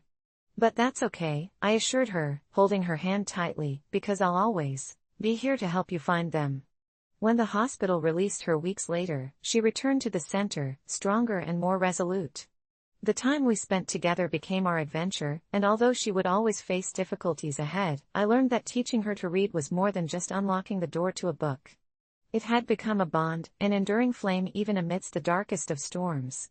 And as I watched her walk into that community center, her head held high and her eyes sparkling with determination, I realized that perhaps it was I who had been taught the most. I still remember the day like it was yesterday, the shimmering chaos of sunlight pouring through the branches outside my window that early afternoon. It was a Saturday, a perfect day for relaxing, not one that I'd expect would lead to something so entwined with dread and despair. My phone rang, its shrill tone shattering the tranquil silence. It was Jenna, my best friend since childhood. Her voice trembled through the receiver, and though it was faint, I could hear the fear bubbling just below the surface. "I need you," she whispered, and my heart dropped. Jenna had always been the strong one, the rock in our friendship, the person I leaned on when life felt too heavy. But I could also hear something else, the panic that seeped into her words twisted in my gut. I asked her what was wrong, and she simply replied, "Come over." The silence that hung in the air afterward felt like a heavy blanket, one I couldn't shake. I didn't hesitate. My legs moved like they knew the way even before my mind caught up, and I jumped into my car, excitement mingling with dread. The drive felt unnaturally short. I parked in her driveway, my heart racing as I approached her front door. I knocked, and the sound echoed through the stillness of the neighborhood. When she opened the door, I barely recognized her. Her eyes were puffy and red, like she'd been crying for days. I stepped past her into the dimly lit living room, the air heavy with something I couldn't quite place. It was thick with a sense of loss. She didn't say a word, just gestured toward the couch. My heart pounded in my chest as I took a seat. "Jenna, what's going on? You're scaring me." She took a deep breath, her hands trembling as she looked down, tracing patterns on the fabric of the cushions. "It's about my brother. He's gone." At that, my heart plummeted. I sat there, frozen in the weight of those words. Over the years, I had seen Jenna's brother during holidays and family gatherings. He always brought a smile to her face, always the supportive sibling. I could see the pain in her eyes. It was a reflection of the darkness that came when someone you love is ripped away from you. "What happened?" I managed to ask, my voice barely above a whisper. Jenna swallowed hard, her breathing hitching. "He died in a car accident last night." She looked at me, tears streaming down her cheeks. I didn't even get to say goodbye. It broke me to see her suffering.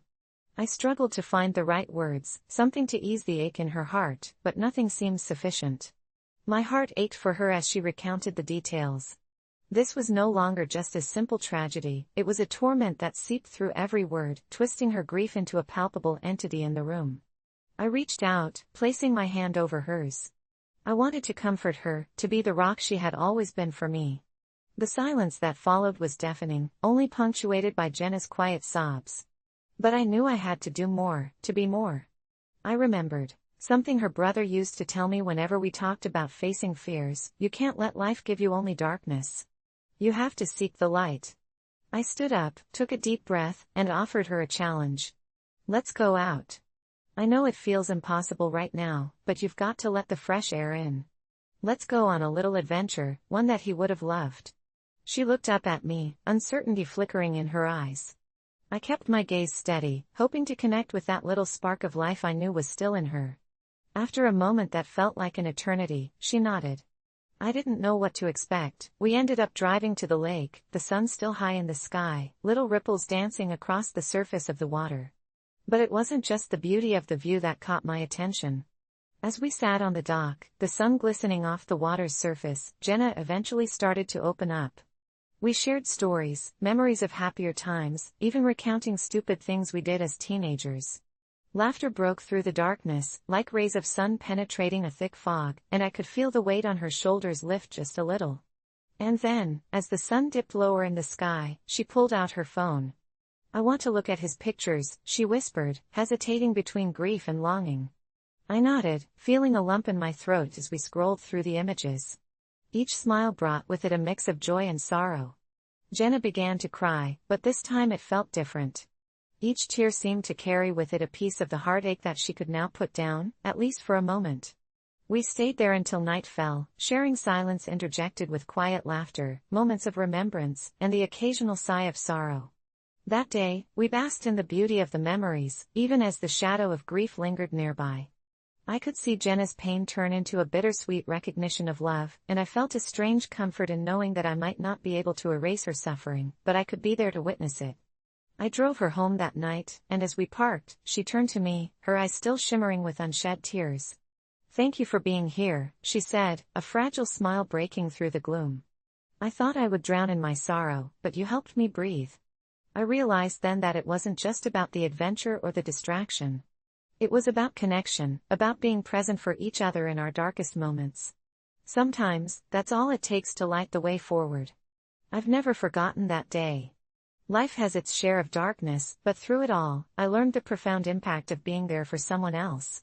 I helped Jenna that day, but in truth, she helped me too, reminding me of the delicate dance between light and shadow, and how, together, we can navigate the valleys of our grief and emerge stronger on the other side. I still remember the day my life changed forever, though it feels surreal to replay it over and over in my mind. It started like any other day, just a notch above mundane, packed with the repetitive cycle of waking up, getting dressed, and heading into work. I rushed through breakfast, hardly tasting the toast I shoved down my throat, all the while planning the 10 other things I needed to check off my list before jumping into bed that night. My commute felt more like a robotic maneuver than a girl in a city filled with beautiful moments. I was obsessed with speed and productivity, and life began to feel like a never-ending race. That's when the accident happened. The screeching tires, the crunching metal, the horrified cries of passers-by, everything happened so fast, yet time stretched infinitesimally in front of me as I sat in my car, paralyzed, gripping the wheel. I don't even know who was in the other vehicle, all I could think was the sheer terror of injury and potential loss. But when the shock subsided, I realized how lucky I was. My car was totaled, but I emerged with nothing more than a bruised ego and a cut on my forehead that throbbed irritably. After the adrenaline wore off, I was left staring at the shattered glass around me, but strangely, I could feel a gentle breeze. It did something to me, suddenly, for a reason that baffled me, the world seemed crisp and vivid. The blues of the sky melted my heart. The greens of the trees became electric. The conversations around me transformed into a symphony that filled my ears, but busy thoughts of deadlines came crashing back in. I was no longer just a woman who worked, consumed with success and ticking boxes. I started to notice the little things I had ignored for too long. For the first time in years, I looked forward to simple pleasures. Lunchtime strolls replaced hurried dinners. As weeks passed post-accident, I began spending weekends with my niece. Together we built sand castles on the beach, decorated them with shells and seaweed, and waited for the waves to destroy them. I watched her laugh, the kind of laugh that could only emerge from completely losing oneself in the moment, and I felt a twinge of envy. She was living a life I had forgotten existed. I started snapping pictures of our adventures, the way the sunlight danced in her hair, how she would scrunch her nose in pure delight after diving into the surf. I realized I wanted to capture not just memories, but the joy that glimmered within those fleeting seconds. One day, we decided to go to the local ice cream shop, a tiny place with peeling paint and a squeaky door, the kind that pulls you back to your childhood. While I waited in line, the smell of fresh waffle cones washed over me. I could hear the chatter of kids, their laughter slicing through the air like warm sunlight. My niece tugged at my sleeve, eagerly pulling me to the front, where she demanded cotton candy blue with sprinkles. As we stepped outside, she suddenly twirled in a dress that caught the wind, the world behind her bursting with color like a rainbow after rain. It struck me, she was embracing every moment. Then it hit like a wave, what if I didn't get to share all these moments with her? I thought back to that accident, it could have taken everything away. I had to learn to savor life, to savor each second before it slipped through my fingers. Fast forward to that stormy Saturday not too long ago, I woke up longing for a cozy day beneath the covers, but I couldn't shake an unsettling feeling. It tugged at my heart, warning me that someone very close to me was about to leave this world. I brushed it aside. To be honest, that kind of intuition had never served me well. I opted instead for a spontaneous cafe run. On my way, I noticed an elderly man struggling where the sidewalk met the street. He was attempting to carry more bags than he could manage, bread and fresh vegetables teetering precariously as he hobbled along. I hesitated, on the edge of resolving my internal struggle, but managed to intervene just in time, offering my help. To my surprise, he beamed, a smile so wide it felt infectious. He introduced himself as Mr. Thompson and invited me to share a seat at his favorite cafe down the street. I agreed, intrigued. Over warm muffins and steaming coffee, he spoke about his life, sharing stories of his wife, Clara, who had passed 5 years prior. Each memory he recounted overflowed with love, not sadness. I lost track of time, blinking back tears and smiling, laughing in tandem as we exchanged stories. Hours melted away until I finally noticed the sun setting in hues I had long overlooked, pouring golden light through the cafe window. His hands trembled slightly as he told me about Clara's laughter, how she would dance in the kitchen, twirling so effortlessly, leading him to join her and their children. I learned about how he expressed his love in the smallest of moments, folding laundry, preparing her favorite meals, savoring first-hand experiences while they played cards every Wednesday night. Suddenly, I remembered the feeling I had on the day of my accident. Life was fleeting, but we could either race through it like I had done for so long, or embrace it. When I finally left Mr. Thompson, the weight that had once pressed down on my chest was gone. It dawned on me then just how precious my little moments had become. The rush of love for life, for the people in it, made me understand something essential. Appreciation isn't just about what you see or do, it's feeling everything more deeply, experiencing the ordinary with breathless gratitude. I learned the risk that comes with focusing too much on future plans while letting these beautiful little moments slip away. That stormy Saturday marked a turning point. I invested in a new camera, not as a tool but as a lens through which I wanted to ensure I would remember every little laugh, every twirl of my niece, every story shared over coffee. The changes that blossomed quietly within me echoed loud and profound. This is how I learned to appreciate life's little moments, through the simplicity of connection, through the mundane, and the extraordinary that we often forget. In a world of chaos, each second gifted to us is not just a second but a chance. A chance to live richly, to breathe deeply, to love wholly. So now, I stand here with a heart expanding at the thought of living, and if you're still racing through life, I suggest you stop. Because the smallest of moments might just be the ones you never wanted to let go of. Don't wait until your car crashes to realize that. Embrace the moment. Live it. You never know how fleeting it may be. Last summer, after a long stretch of grueling workdays, I decided to escape the chaos of my life and go camping at a secluded spot deep in the woods, somewhere I discovered years ago and had always wanted to return to. It was a peaceful place, tucked between pine trees with a beautiful, serene lake that mirrored the sky, so I packed my gear and headed out, eager for the tranquility that awaited me.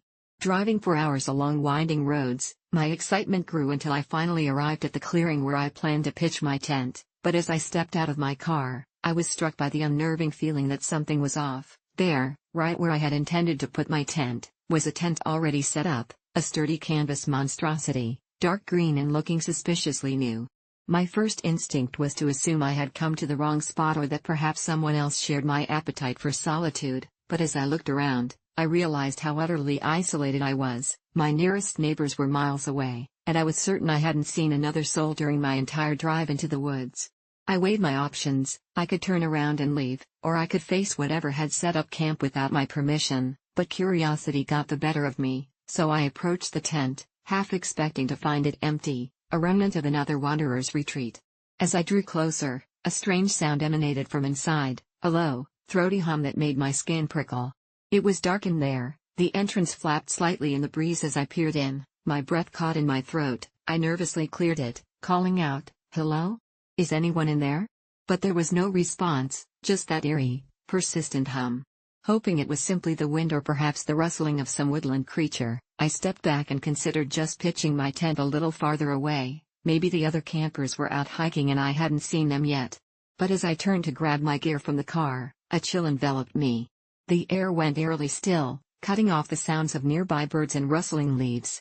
Pushing aside my growing unease, I made my way back to the tent to investigate once more, thinking maybe there were forgotten supplies that I could use, maybe I could leave a note for the owners telling them I'd be here if they wanted to share the space. I just needed to know if I was truly alone. As I unzipped the entrance and peered inside, my heart raced. I was met with a sight I wasn't ready for. There were no supplies, there were no sleeping bags or camping gear. Instead, in the dim light, I saw a series of crude symbols painted across the fabric walls, twisted shapes that resembled symbols of old religions or something more sinister. And that humming, I could finally make it out now. It wasn't just a sound, it was a chant, a low droning that curled around the back of my mind, making me feel disoriented and confused. It was both beautiful and terrifying, pulling me deeper into the tent and away from the rational part of my mind, screaming at me to run. I stumbled inside, feeling a desperate pull toward the symbols painted all around me, and just as I stepped beyond the threshold, the air changed, thick and suffocating, and I felt an urge to join in the humming, to surrender to whatever was going on inside that tent. A moment's ecstasy fizzled at the back of my mind. I forced myself to turn and bolt back toward the entrance just in time to see the fabric close up behind me like a huge mouth snapping shut, cutting me off from the world outside. Panic coursed through my veins, and I grappled with the tent flaps, desperately trying to reopen my escape, but it was as though I had run straight into the jaws of a beast that would not let me go, a feeling sinking in that made me realize those symbols were alive, writhing like snakes beneath the surface cloth as if they resented my presence. The hum grew louder, swallowing up my yells as I stumbled back, falling down onto the soft bedding that hadn't existed a moment before, nothing but a thin carpet of moss covered by the forest floor. I crawled against the walls in a futile attempt to escape, the chanting echoing louder now, consuming my thoughts, pulling everything to the edge of the abyss while outside, shadows crept ever closer. My mind raced back to the campsite I had spotted miles back on the road. What had I been thinking? Just get back to the car, I begged myself, but I was not alone anymore. In the far corners of my vision, I saw figures forming, shadows growing more distinct with each passing moment. They drifted through the darkness, faces hidden but their movements fluid, elegant, wrapped in the whispers of the forest, and with them, the very essence of the forest seemed to shift. They came closer, and although my instincts screamed at me to run, some part of me held me there, transfixed, as I could finally distinguish the words of the chant. It wasn't just another language, it was an invitation, a beckoning to join their eternal gathering. I couldn't fight it anymore. I closed my eyes, surrendering to the darkness and the elegance of their voices wrapping around me, my heart slowing, my panic ebbing into acceptance as I drifted into their world, a world awash in shadows, where sleeping under the stars was an ancient pact, and I had willingly walked amongst the hushed murmurs of the forest.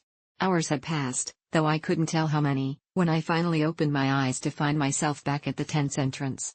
I staggered out, breathless and disoriented, the sun hovering low in the sky. Everything that had felt so vividly real was now indistinguishable from the remnants of a nightmare. The symbols were gone, and the tent was just a tent, no signs of those figures or the ominous chant. I reached for my things, desperate to put as much distance between me and that place as quickly as I could, but the woods felt alive now, as though it had its own heartbeat, and every rustle sent shivers down my spine. I climbed into my car and drove frantically, the tires kicking up dirt on the desolate road, my heart racing. Back at the town hours later, I tried to rationalize the experience, convinced it was merely fatigue or some hallucination brought on by stress, but there's a drawing feeling that won't leave me alone. Some nights, when I lie in bed, I hear the hum again, soft and inviting, the shadows creeping into the edges of my mind, and I know they are calling for me to return, waiting patiently for my inevitable surrender, and I can't shake this sinking feeling that next time, I might not be so lucky to escape. I moved into a rundown apartment building at the edge of town, drawn in by the affordable rent and its faded charm, but nothing could prepare me for the moment I stepped into the elevator for the first time. It was a creaky metal box that rattled slightly as it ascended, the faint smell of mildew clinging to the air, and when I glanced at the control panel, I was puzzled to find it had a completely illogical button labeled 13, even though there was no 13th floor in the building. Only a dusty staircase leading up to the roof and a sign reading no access. It was just another strange quirk of the old building, I reasoned, and yet every time I met friends in the lobby or passed by the elevator, there was a part of me that felt compelled to press that button, to see what might happen, even as my curiosity clashed with an instinctual warning, a creeping feeling that something was off. Days turned into weeks, and my life was consumed by a haze of routine. I'd wake up, go to work, come home, and wonder what lay behind that unnerving door at the 13th floor, but practicality prevailed. After all, who would stand in an elevator waiting for a non-existent destination? Until one fateful night, after a particularly exhausting day at the office, I found myself alone in the lobby with no one around to witness what I was about to do. Despite a heavy sense of foreboding, I stepped into the creaky elevator, turned to face the array of buttons, and pressed 13 with a trembling finger as the doors slid shut behind me. A twinge of excitement mingled with dread coursing through my veins. The box lurched slightly before it began its laborious climb. At first, it felt just like any other ride, until the lights flickered ominously, the air growing heavy and thick as I started to hear a soft thudding sound, like a heartbeat echoing around me. Panic surged as I recalled the stories I'd brushed off in passing whispers, the legends that each old building had its ghosts, its secrets, and this one was no different. Just as my heart began to pound in tempo with the strange rhythm echoing in the cramped space, the elevator jerked violently, stopping so abruptly that I slammed against the wall, my breath hitching. The light above me flickered once more before plunging the cabin into darkness, and in that moment, my instincts screamed at me to press the emergency button, but my fingers hesitated, paralyzed by an all-too-real sensation that someone, or something, was watching me. The heartbeat grew louder, now reverberating through the walls as an unnatural chill swept through the air, and then the lights flickered back on, revealing an empty cabin, the panel still blinking 13, the darkness now behind me, and I was filled with the dread certainty that I was not alone. A cold draft whirled around my ankles as I felt a presence, an oppressive weight bearing down, something intangible but undeniably there, and when the cabin jolted again and opened its doors, it revealed a dim corridor I had never seen before, draped in shadow, stretching eerily into the unknown and enticing me like a forbidden secret. With a quaking resolve, I stepped forward, finding the ground beneath me solid yet cold, and as I crossed the threshold, the instant my foot hit the floor, the doors of the elevator slammed shut, trapping me, and the only sound left was that relentless heartbeat, now loud and dissonant. The corridor was lined with doorways, each door ajar, whispering of lives lived and lost within. My instincts screamed at me to turn back, but my feet moved with a will of their own, drawn toward the end of the hall, where a single door stood closed. The heartbeat saw me approach, quickening, as if anticipating my every move, and before I could think better of it, I reached for the handle, my heart thundering louder than the ominous rhythm that surrounded me, and on the other side, I found a room that looked like someone had just left. Dust motes danced in the faint glow of a lamp illuminating stacks of peeling newspapers, the walls thick with memories, and in the center stood an old, rusted iron bed with crumpled sheets, a reflection of abandonment and loss. Curiosity and horror clashed as I scanned the room, and that's when I noticed it, the mirror hanging crookedly on the wall.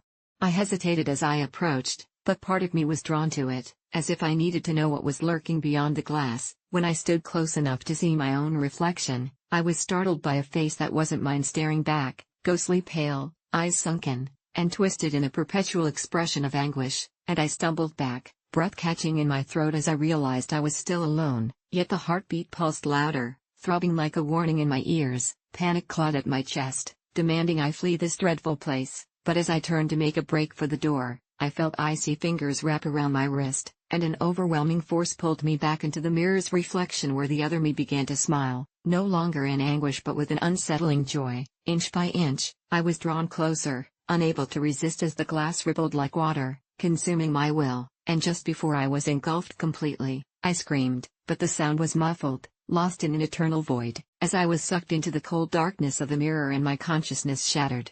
The last thing I remember was the echo of that sinister heartbeat resonating through the void, and everything went black. Now here I am, forever trapped, a phantasm of my former self watching, waiting, as I can feel someone else step into the elevator, and this time, it's you. Late one chilly evening, when the moon hung low like a watchful eye, I found myself flipping through the static-laden channels on my old radio in the dim light of my cramped apartment. The world outside was drenched in an unsettling silence, the kind that settled deep into your bones, and I was drawn to a certain frequency that suddenly sparkled through the tumult of white noise. It was a local station, Wizard, long abandoned and forgotten by most, but somehow still radiant with a haunting clarity. The familiar hiss dissolved, and there it was, a song I had never heard, yet it felt painfully familiar as if I'd known it in a dream. I couldn't shake the feeling that it lingered there just for me, wrapping itself around my senses like a chilling fog. The melody was sparse, just a piano and distant echoes of what I could only assume were a child's laughter or cries, but the lyrics were chilling as they echoed home. Remember me, when the shadows breathe, you'll see. I was entranced, almost hypnotized, except that when I reached out to hit the record button on my device, the signal fizzled away to another frequency, leaving a bitter taste of frustration on my tongue. I waited, and with each passing hour, all I could think about was piecing together those haunting words. I started asking friends and coworkers if they knew the song, but they looked at me as if I'd grown a second head. They could have sworn that Wizard was nothing but a graveyard of frequencies, a rumor in the town. Determined, I slid into the pale glow of night, my heart racing as I headed to the station itself, tucked in the back of a dying strip mall, its entrance draped in overgrown vines and decay. I was greeted by the crackling transmitter whose air patterns felt like echoes of forgotten memories, and tried to tune the broken dial until I finally struck gold. The same melody danced through the speakers, filling the empty room and sending a shiver down my spine. It was as if the music was a living entity, begging me to listen. I noticed a cluster of old tapes littering the studio floor, scrawled titles in fading ink, and one labeled Lullabies caught my eye. Curiosity sparked, and as I slipped it into the player, I shivered. The same melody filled the room, but it was different, more haunting. A voice flickered within my mind. "Remember me," it crooned, echoing in unfamiliar folds of anguish, and just like that, a memory surged to the surface, a flash of a birthday party gone wrong from my childhood, a small silver locket lying in the grass, the sound of sirens screaming in the distance. Dread washed over me as I realized I hadn't thought of that day in decades, and the blissful ignorance I once clung to slowly crumbled.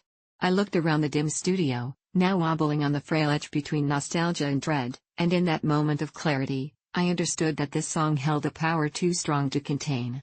I hurriedly exited, intent on leaving the ghosts of the past behind, but as the door creaked shut, the music followed, swelling louder, burrowing into my mind until it didn't just play in my ears but began to fuel my nightmares, turning my dreams into grotesque landscapes filled with the faces of everyone I lost, all dancing and singing acrimoniously to that same tune as shadows flickered behind their smiles, mouths stretched unnaturally wide as if to mock me.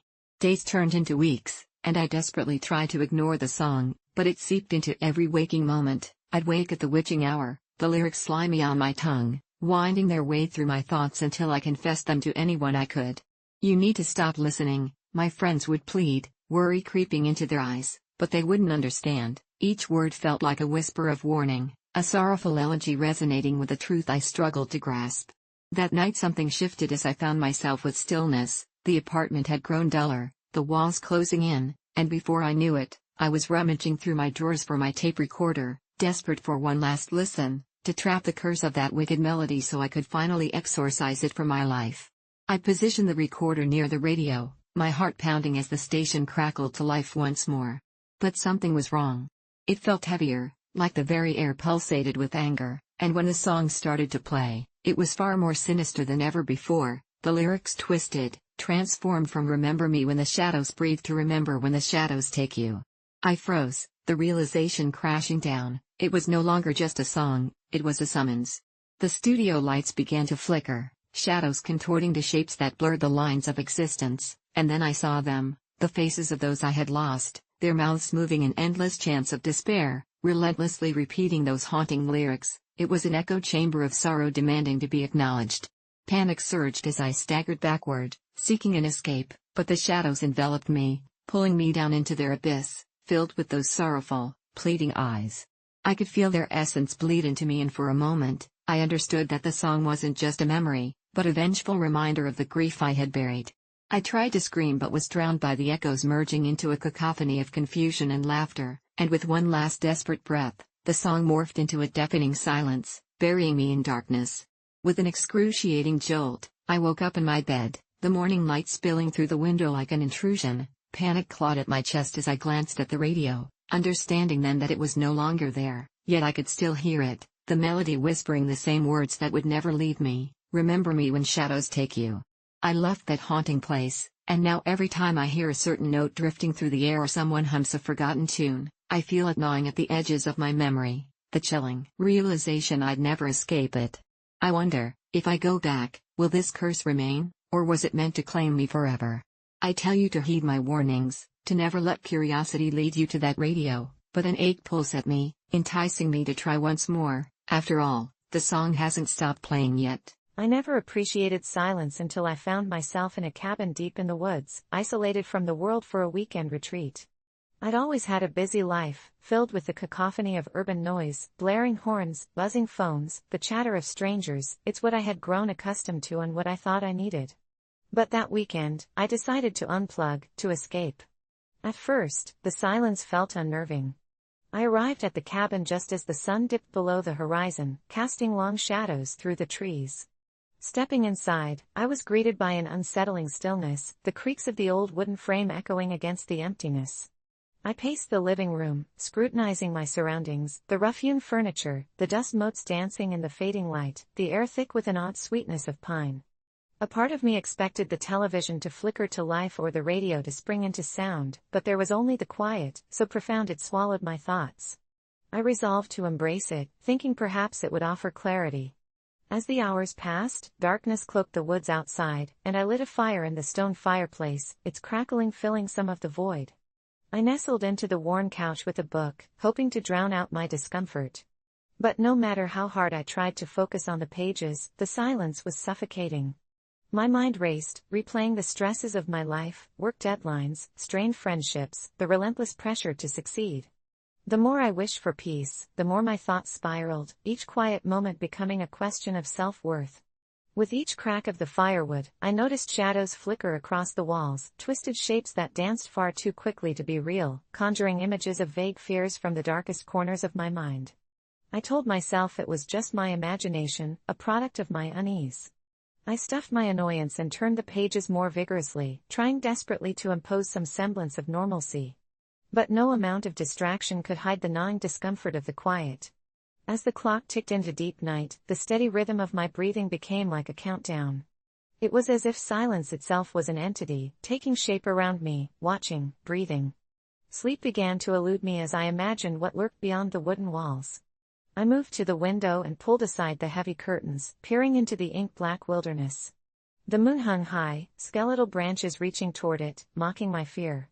For an instant, I thought I caught a glimpse of movement. A flash of white darted between the trees, something alive but all too transient. "It's just a deer," I whispered to the stillness, half convincing myself. The night deepened and threatened to swallow the last flickers of my courage. I retreated back to the couch, pulling a blanket tightly around myself, trying to ward off a feeling that had settled like ice within my chest.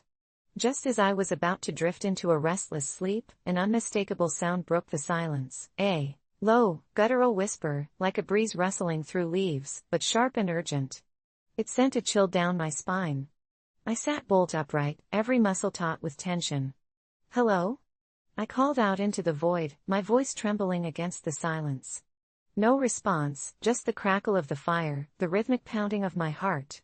I wanted to dismiss it, to tell myself it was the wind, or perhaps my overactive imagination, but deep within me something felt undeniably wrong. The whisper returned. Not words, more like a melody, low and haunting, pervasive and feminine. It called out like a siren, luring me deeper into the silence.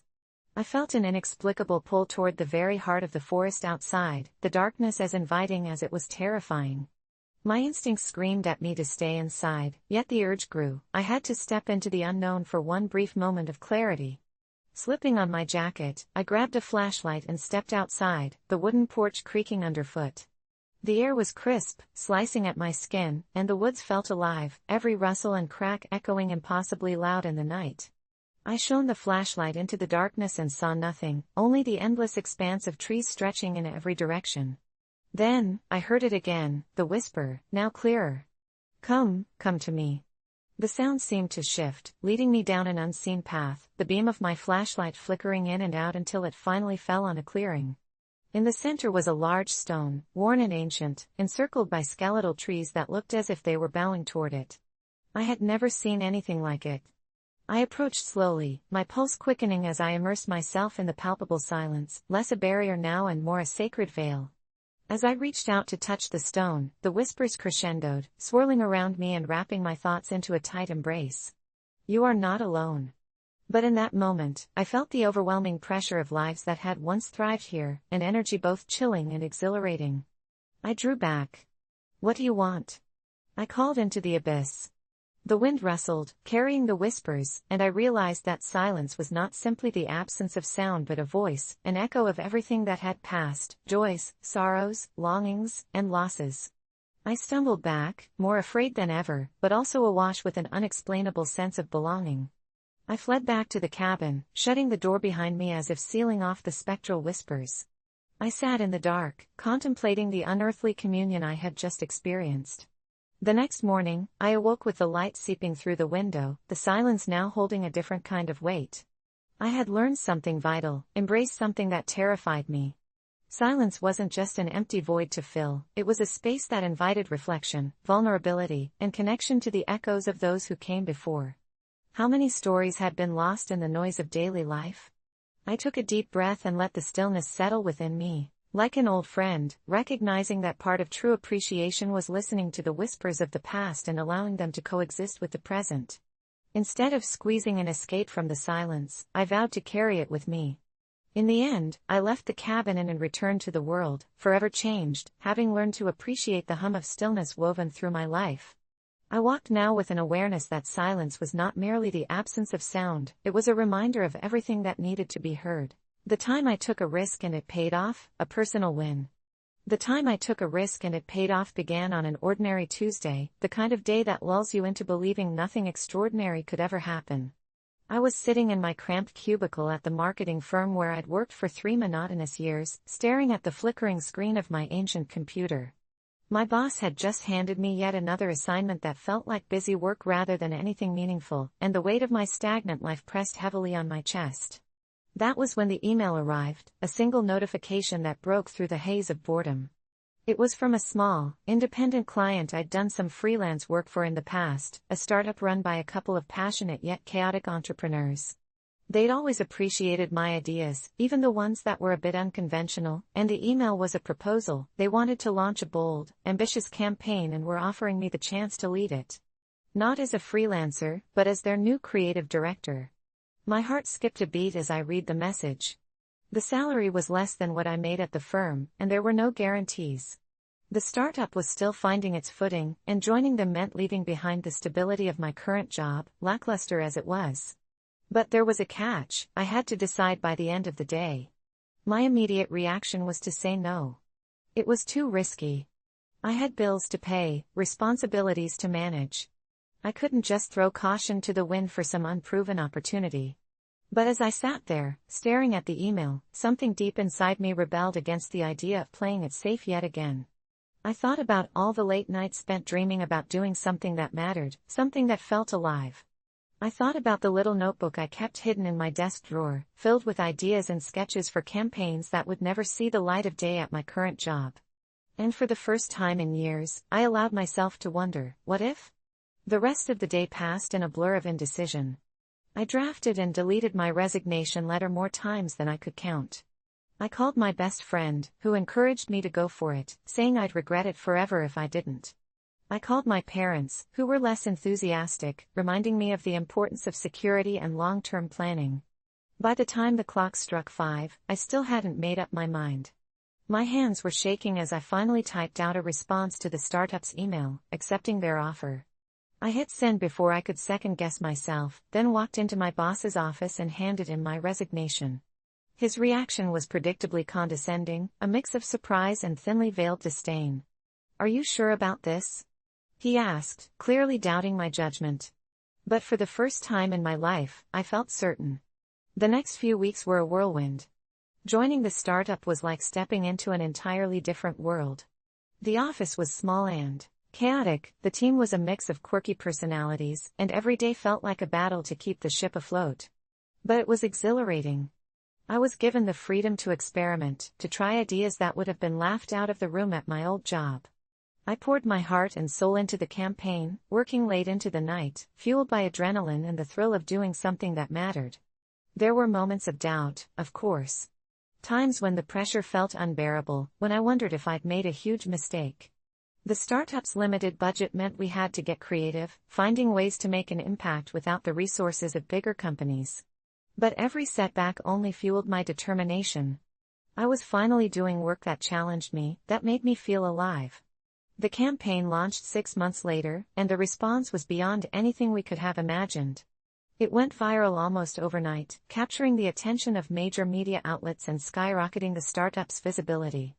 Our social media accounts exploded with engagement, sales surged, and suddenly, we were no longer just another struggling startup, we were a contender. I remember sitting in the tiny office with the rest of the team, watching the numbers climb higher and higher on the screen, and feeling a sense of pride and accomplishment unlike anything I'd ever experienced. For the first time, I understood what it meant to take a risk and see it pay off.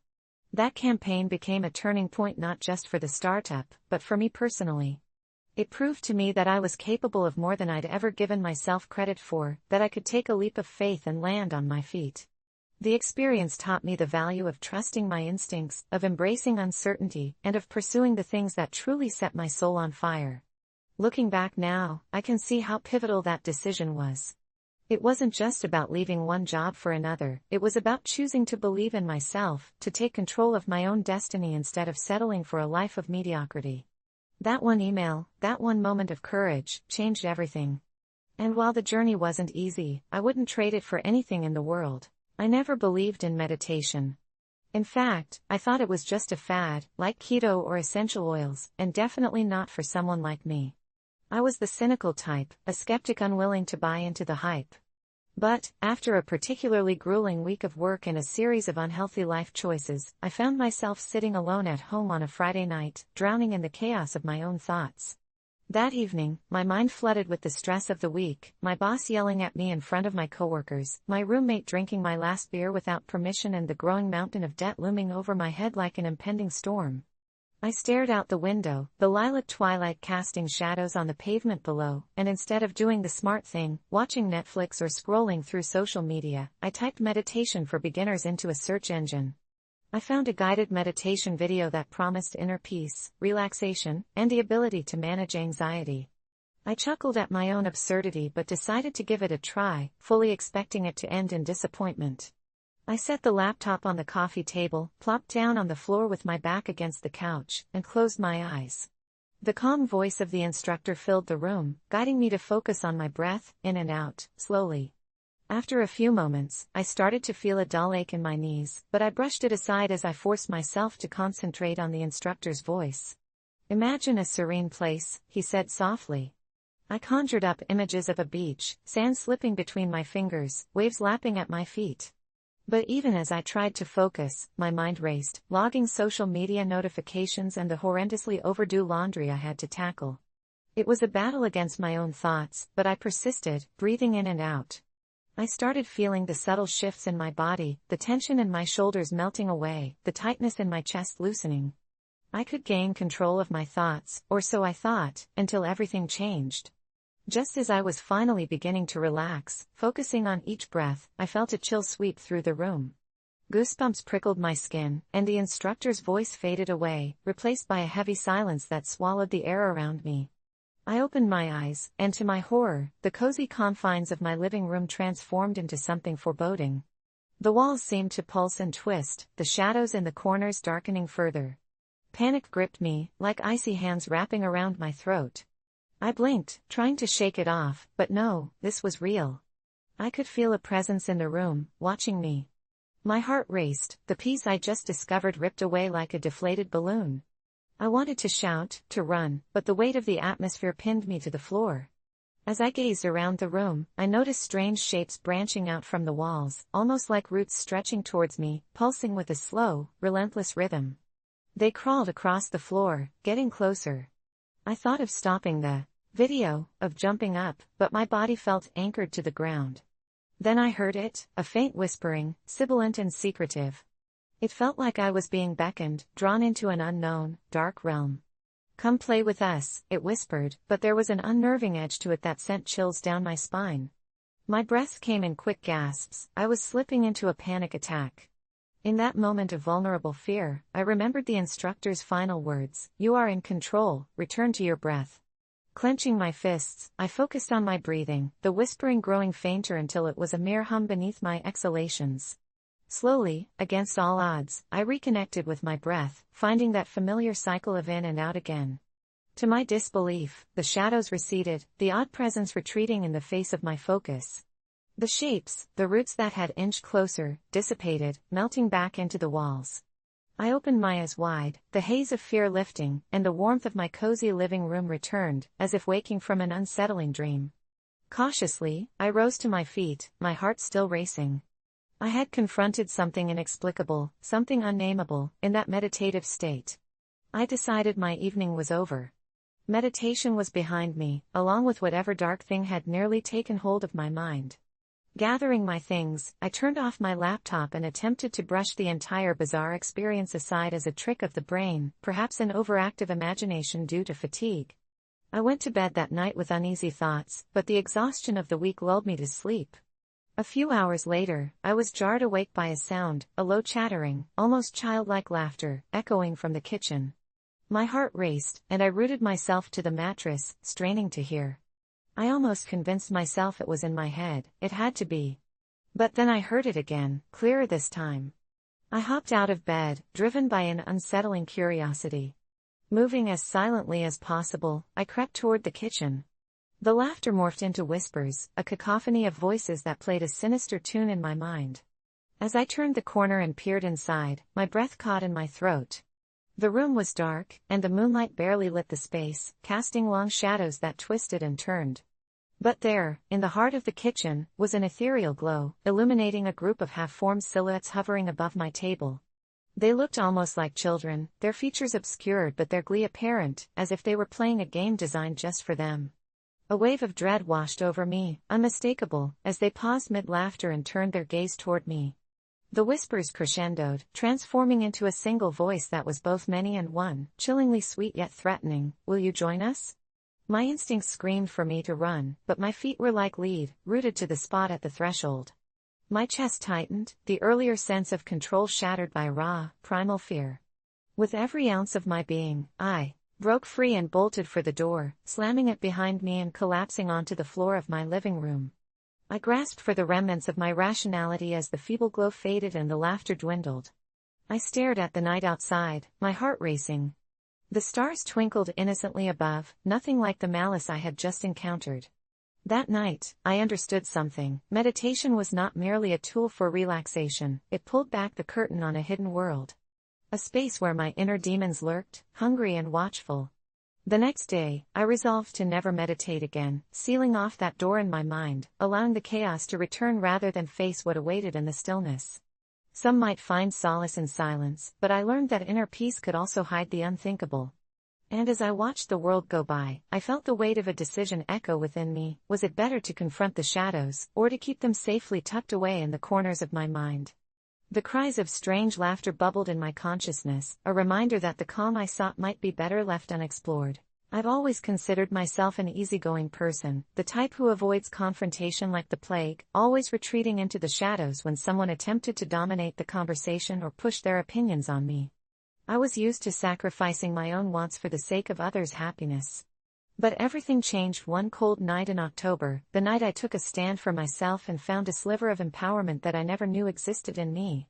It was a Thursday, and I walked into a local bar, an ordinary place where my friends and I would hang out after work. As I entered, the warmth of the dim lighting and the sound of soft laughter washed over me, a welcome contrast to the chill outside. I weaved my way to a corner booth where my friends were already gathered, drinks in hand and animatedly discussing their week. I took a seat, smiling at their stories, trying to blend in, but I felt an unsettling darkness creeping over the atmosphere, an almost palpable tension. I brushed it off, convincing myself it was just the weight of the week settling on my shoulders. As the night wore on, things started to unravel. A group of guys entered the bar, loud, boisterous, full of bravado. It was obvious they were out for a good time, and I thought nothing of it until one of them, a burly guy with a booming laugh, made his way to our table. He seemed harmless at first, exchanging pleasantries, but then he turned his focus to Sarah, one of my friends, and it felt like a switch flipped in the atmosphere. He leaned in closer, conversing with her, his conversational style bordering on invasive. I could see Sarah's discomfort as he leaned over, getting too close, his inappropriate jokes thinly veiled as flattery. I watched, frozen, my heart racing as she squirmed under his gaze. I wanted to say something, to intervene, but the words caught in my throat. It was like a tidal wave was crashing against me, and I was helplessly adrift on the surface. My friends tried to interject, but each time they spoke, the guy brushed off their concerns with a careless chuckle, clearly relishing the control he seemed to have over the situation. I felt sick to my stomach. After what felt like an eternity, he finally backed off, but not before leaving a visible mark on the night. Sarah learned her lesson that night, to be more wary of strangers, to expect the worst. But I couldn't shake the feeling that I had somehow failed her, failed myself, and that's when I realized I had had enough. I wasn't going to let myself be a bystander anymore.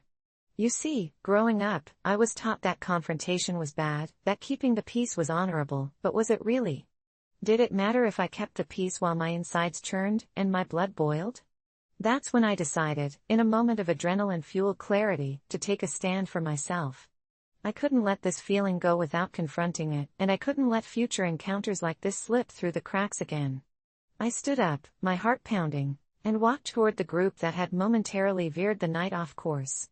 I was met with ridicule and laughter, their calls echoing in my ears, but I pushed through the anxiety that threatened to bolt me back to my seat. "Hey," I yelled, my voice shaking but surprisingly loud. "What the hell is wrong with you?" If I thought I was prepared for their response, I was sorely mistaken. The laughter immediately died down, and their faces twisted into expressions of surprise. I couldn't believe the words that were coming out of my mouth, the assertiveness that was coursing through me. It was intoxicating, almost surreal. The burly guy slammed his pint down and turned to me, his face suddenly aggressive. "Who the hell do you think you are, little girl?" The line cut me, but it also fueled me. "I'm the one telling you to back off. You think it's funny to make someone uncomfortable? It's disgusting." The weight of the bar shifted, and a few patrons turned to watch the mounting drama unfold. The guy's friends laughed nervously, unsure of how to react. In that moment, I felt a rush of empowerment coursing through my veins, an electrifying clarity that screamed for justice. I was terrified, but that fear transformed into a warm kind of adrenaline. "You think you can come in here and disrespect women like that? You need to learn some manners," I continued, my voice gaining strength, surprising even myself. "You're not funny. You're pathetic."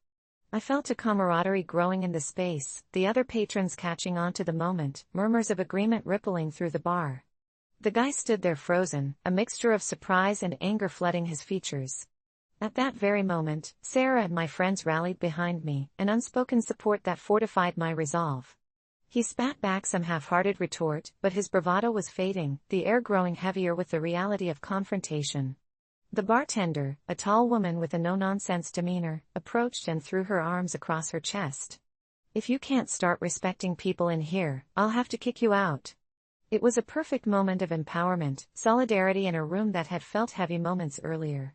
The guy scoffed and turned away, leaving his friends looking sheepish, as if he had just dropped a hot coal among a bunch of flowers.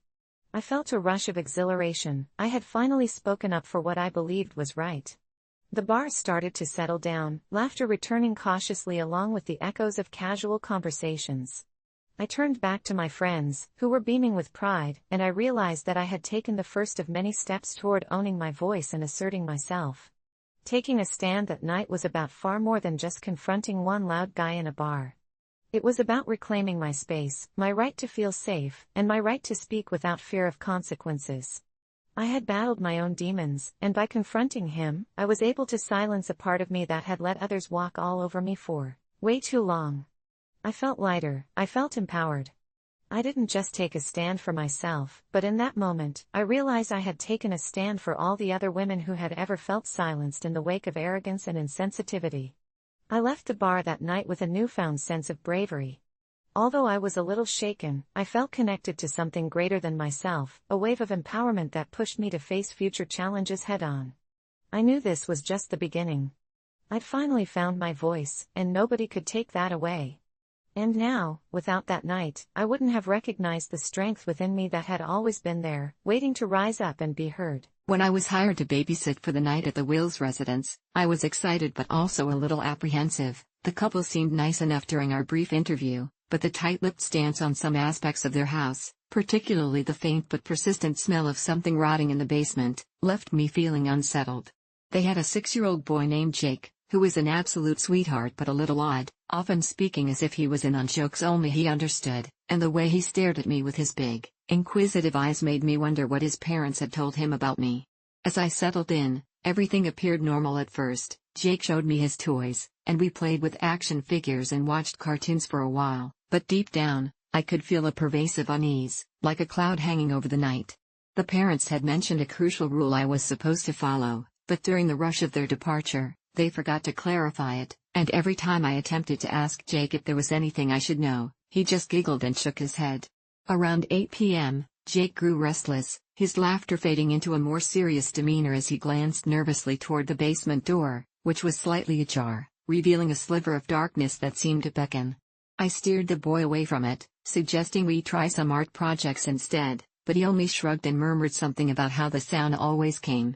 My heart raced as I asked what he meant, and he responded with a chilling smile, "If you listen really closely, you can hear them." I forced a laugh, hoping to redirect his thoughts, but my mind was racing with thoughts of what lurked beneath the house, the parents' hastily hidden glances at each other when they mentioned the basement. Just as I was settling into the notion of dismissing my concerns, a series of low, rhythmic thuds echoed from the basement. I held my breath, glancing at Jake, who seemed entirely unfazed. Then he grinned, his smile widening as he whispered, "They're playing down there. They like it when I listen." Curiosity mixed with sheer dread as I glanced at the wooden staircase leading to the depths below. What had I gotten myself into? Unable to shake the feeling that I was meant to protect Jake from something unknown, I finally mustered the courage to ask him outright, "Jake, who's down there?" He twisted his head, seemingly pondering my question, before answering, "Shh, they get angry if you talk about them." My heart was racing now, a treacherous part of me wanting to investigate, but the responsible part screamed for me to keep Jake upstairs, away from whatever horrors lay beneath. As the clock crept toward midnight, Jake grew more restless, talking to himself as if engaged in a conversation with unseen friends. I tried to entertain him with games and stories, but his mind was lost to whatever presence had captivated him. When I eventually suggested we check on dinner, Jake blinked at me slowly, his expression turning oddly solemn. "You should be careful. They want to play, but they don't like it when people come to visit." Each word sent chills down my spine as I approached the kitchen, my fingers trembling over the spatula, half hoping the mundane task would distract me from the bizarre evening unfolding around us. The thuds from the basement intensified, echoing off the walls like a heartbeat, a rhythmic drumming that seemed to pulse in time with my own growing anxiety. As I poured some leftover spaghetti into a pot, I let out a nervous laugh. "What's your favorite food, Jake?" But he didn't reply. Instead, his wide eyes fixed on the basement door again. The spaghetti was bubbling, annoying the silence that had fallen over the room, and with every passing second, my instincts screamed that I needed to leave, that whatever danger lurked below was escalating. Suddenly, the lights flickered and dimmed, causing Jake to jump up with a giddy giggle, his eyes sparkling. "They're getting excited." I nearly dropped the spatula, a cold sweat forming on my brow. In a split second, I weighed my options. Should I distance myself from the basement, keeping Jake away from whatever the hell was happening, or should I confront the unfathomable fears gnawing at my mind? Just then, a chilling wail erupted from the basement, echoing through the house like a tortured scream that made the hairs on my arms stand up. You could feel the sorrow in that sound, a haunting melody that sent me racing back to Jake, who started clapping excitedly. They love it when they can be loud. I shook my head in disbelief. I needed Jake to understand that this wasn't a game. "Listen to me, Jake, we need to go now," I insisted, my voice trembling. But Jake only stared at me with an odd mixture of concern and awe. "But they'll be lonely if we leave." His innocence twisted into something sinister. It felt like he wasn't just a boy anymore, but a conduit for something dark and otherworldly. Just as I grabbed his arm, intending to drag him out, the basement door swung open wider, and I caught a glimpse of movement. A shadow darted across the floor, too fast for me to comprehend, and it vanished into the darkness. My instincts screamed at me to run, but as Jake giggled again, his laughter echoing unnervingly, I felt a strong compulsion to listen. Perhaps the parents hadn't forgotten to mention the rule, perhaps they had been all too aware of what lay beneath and wanted to keep it locked away from me. "Come on, we should see," Jake insisted, pulling me toward the staircase, and against my better judgment, I stepped onto the first creaking step, heart pounding as shadows danced along the walls.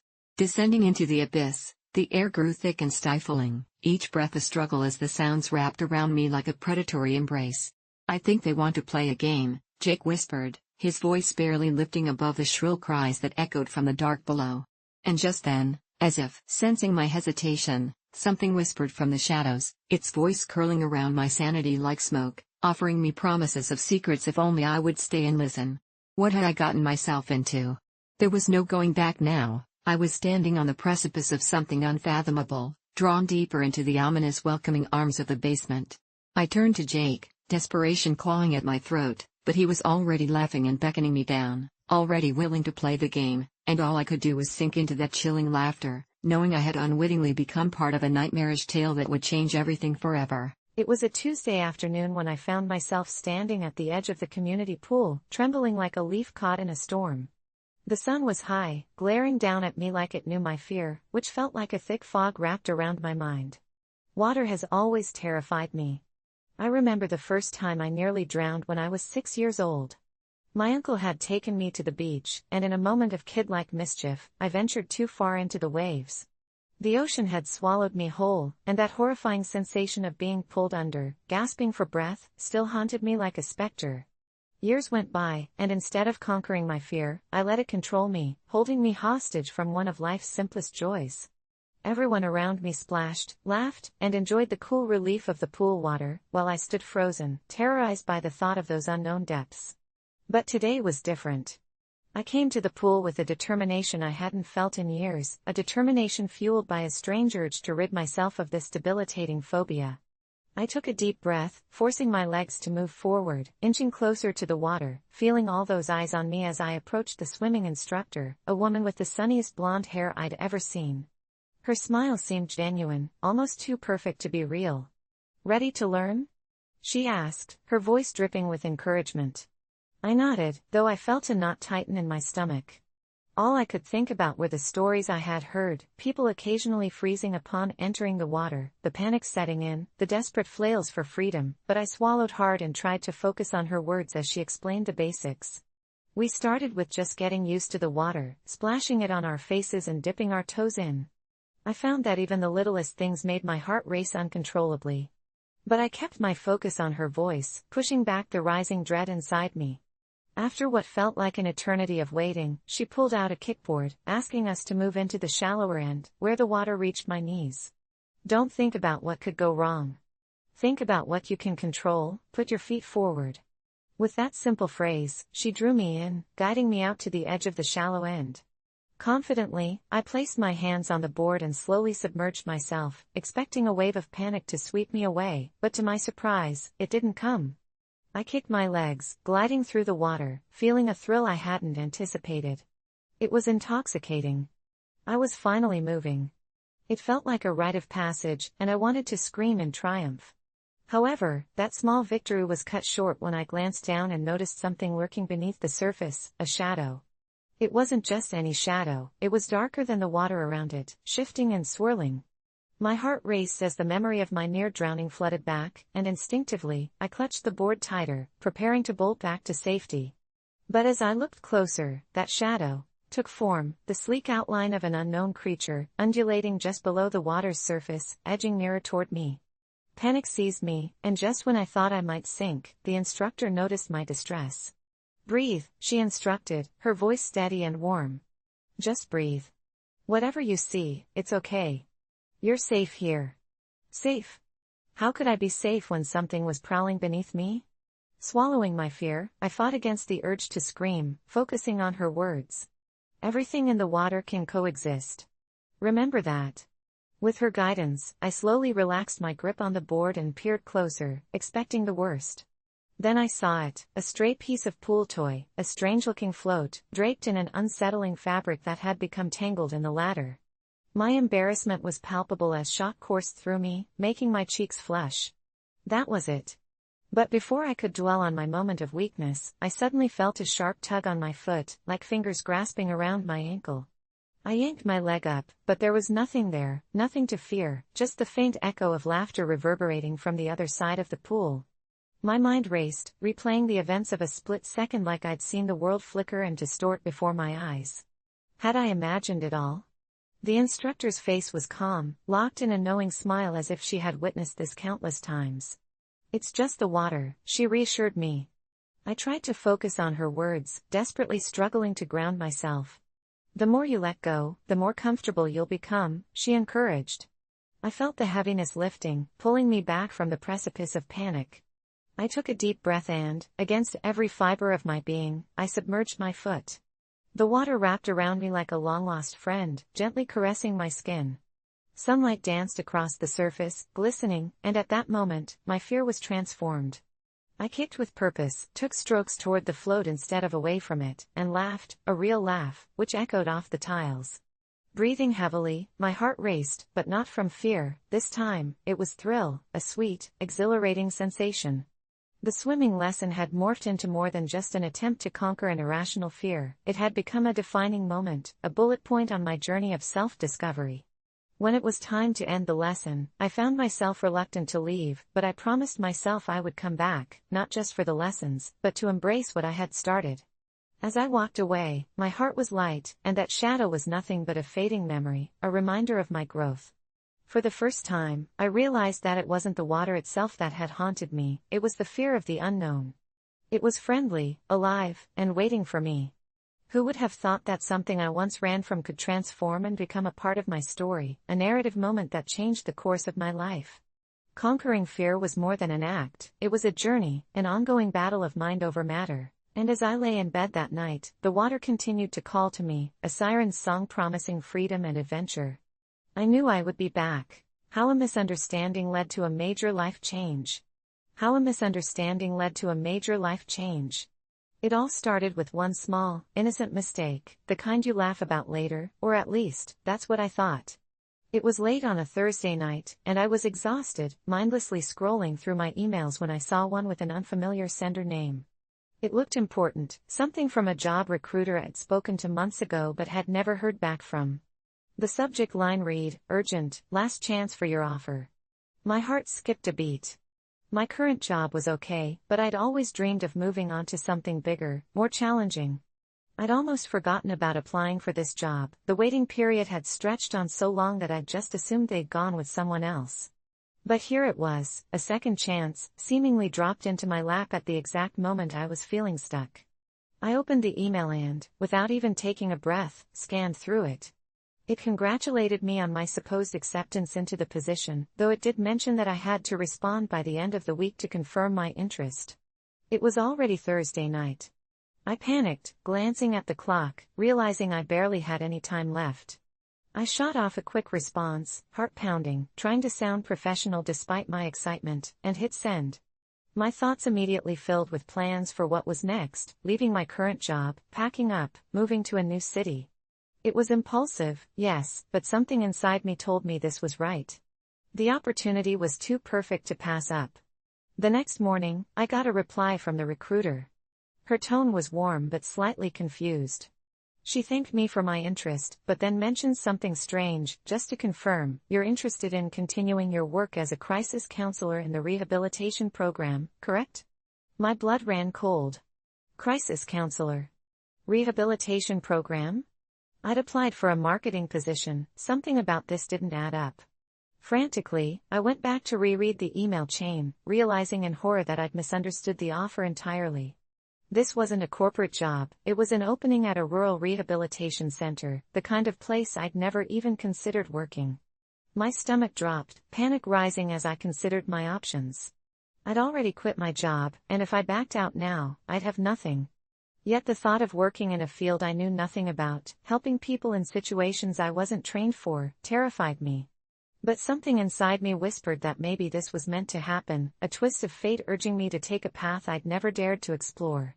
Feeling trapped, I decided to at least visit the center, thinking that maybe I could explain the situation and back out gracefully. I made the drive out to the location they'd listed, miles away from the bustling city I knew, deep into the woods, where the landscape turned quieter, more isolated. When I arrived, I was greeted by a kind older woman, named Ellen, who mistook my hesitant expression for first-day nerves and gave me a reassuring pat on the back. There was something so comforting about her presence, something that made it hard to tell her the truth. She led me inside, introducing me to the staff, all of whom greeted me warmly. They seemed so genuine, so eager to welcome someone they believed was here to make a difference. I felt a pang of guilt, realizing that these people were counting on me, seeing something in me that I didn't even see in myself. Before I knew it, they'd handed me a uniform, set me up in a small on-site cabin, and I found myself unpacking, too embarrassed to back out. That first night, I lay awake, questioning my sanity, feeling overwhelmed and out of place, wondering how I'd ended up here. But the next morning, as I walked into the common room, the residents greeted me with cautious but hopeful smiles. I could see the weight of their struggles, the silent battles they fought, and it shook something deep within me. I knew I didn't belong here, didn't have the skills they needed, but I stayed, partly because I didn't know how to leave and partly because something about it felt strangely right. Day by day, I got to know the residents, listened to their stories, their regrets, their hopes, and the hard-won victories that others rarely saw. I didn't have much to offer, but I found myself learning more about compassion, patience, and resilience than I'd ever learned in an office cubicle. I had been so wrapped up in the corporate ladder, in the pursuit of success, that I'd never stopped to understand what real hardship looked like, or what it felt like to help people through their darkest moments. Weeks turned into months, and I began to feel a sense of purpose, a fulfillment I'd never known before. It wasn't easy. I'd be lying if I said I didn't feel out of my depth, didn't make mistakes. But the staff, the residents, they didn't hold it against me. They showed me kindness, understanding, and I learned from them, grew because of them. I come here because of a misunderstanding, an accident, yet now I couldn't imagine leaving. One night, I sat outside, watching the stars with a resident who had been through more pain than I could ever imagine. She looked at me, her face soft in the moonlight, and said, "I don't know how you ended up here, but you've helped me more than you know." Sometimes, life puts us exactly where we need to be, even if we don't see it at first. Her words struck me, and I realized she was right. Maybe I'd come here by mistake, but this place, these people, had given me a sense of purpose, a new understanding of what it meant to live a meaningful life. By the time I finally left that center, a year later, I was a different person.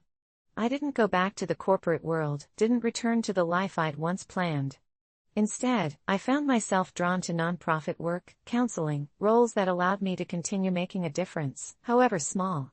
It was the biggest change I'd ever made, a shift I'd never expected. All because of a misunderstanding, a single email that led me down a path I'd never have chosen on my own.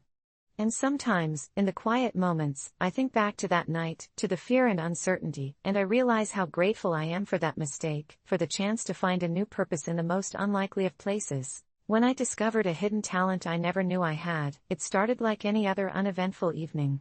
I was at home, curled up on the couch with my dog, Charlie, flicking through streaming channels, trying to find something entertaining to watch. That's when I came across an obscure documentary about the paranormal. The subject captivated me instantly. A group of researchers had set up what they called a ghost communication seance. Before I realized it, I found myself digging deeper into the topic, even scrolling through online forums that discussed experiences with the afterlife. I started to get this inexplicable itch. It was as if the universe was applying pressure on my chest, urging me to explore the supernatural.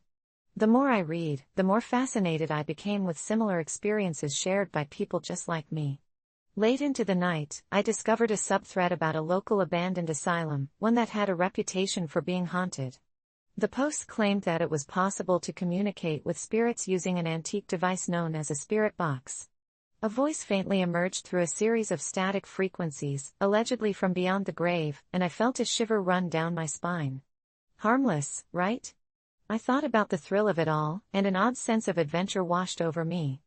Over the next couple of weeks, I became consumed with the idea of going out to the asylum. Telling myself it was purely for curiosity, I gathered my courage, invited a couple of friends, and we made plans to explore the place. When the day finally arrived, there was a palpable energy among us, a mix of excitement and horror. It was 2 a.m. when we arrived. The crumbling building loomed before us, silhouetted against the moonlight, casting rays of silver on its weathered facade. Even before we stepped inside, I could feel the weight of the air push down on my chest, thick with anticipation and fear. We set up our equipment, flashlights, cameras, and a phone with a spirit box app I had installed the night before.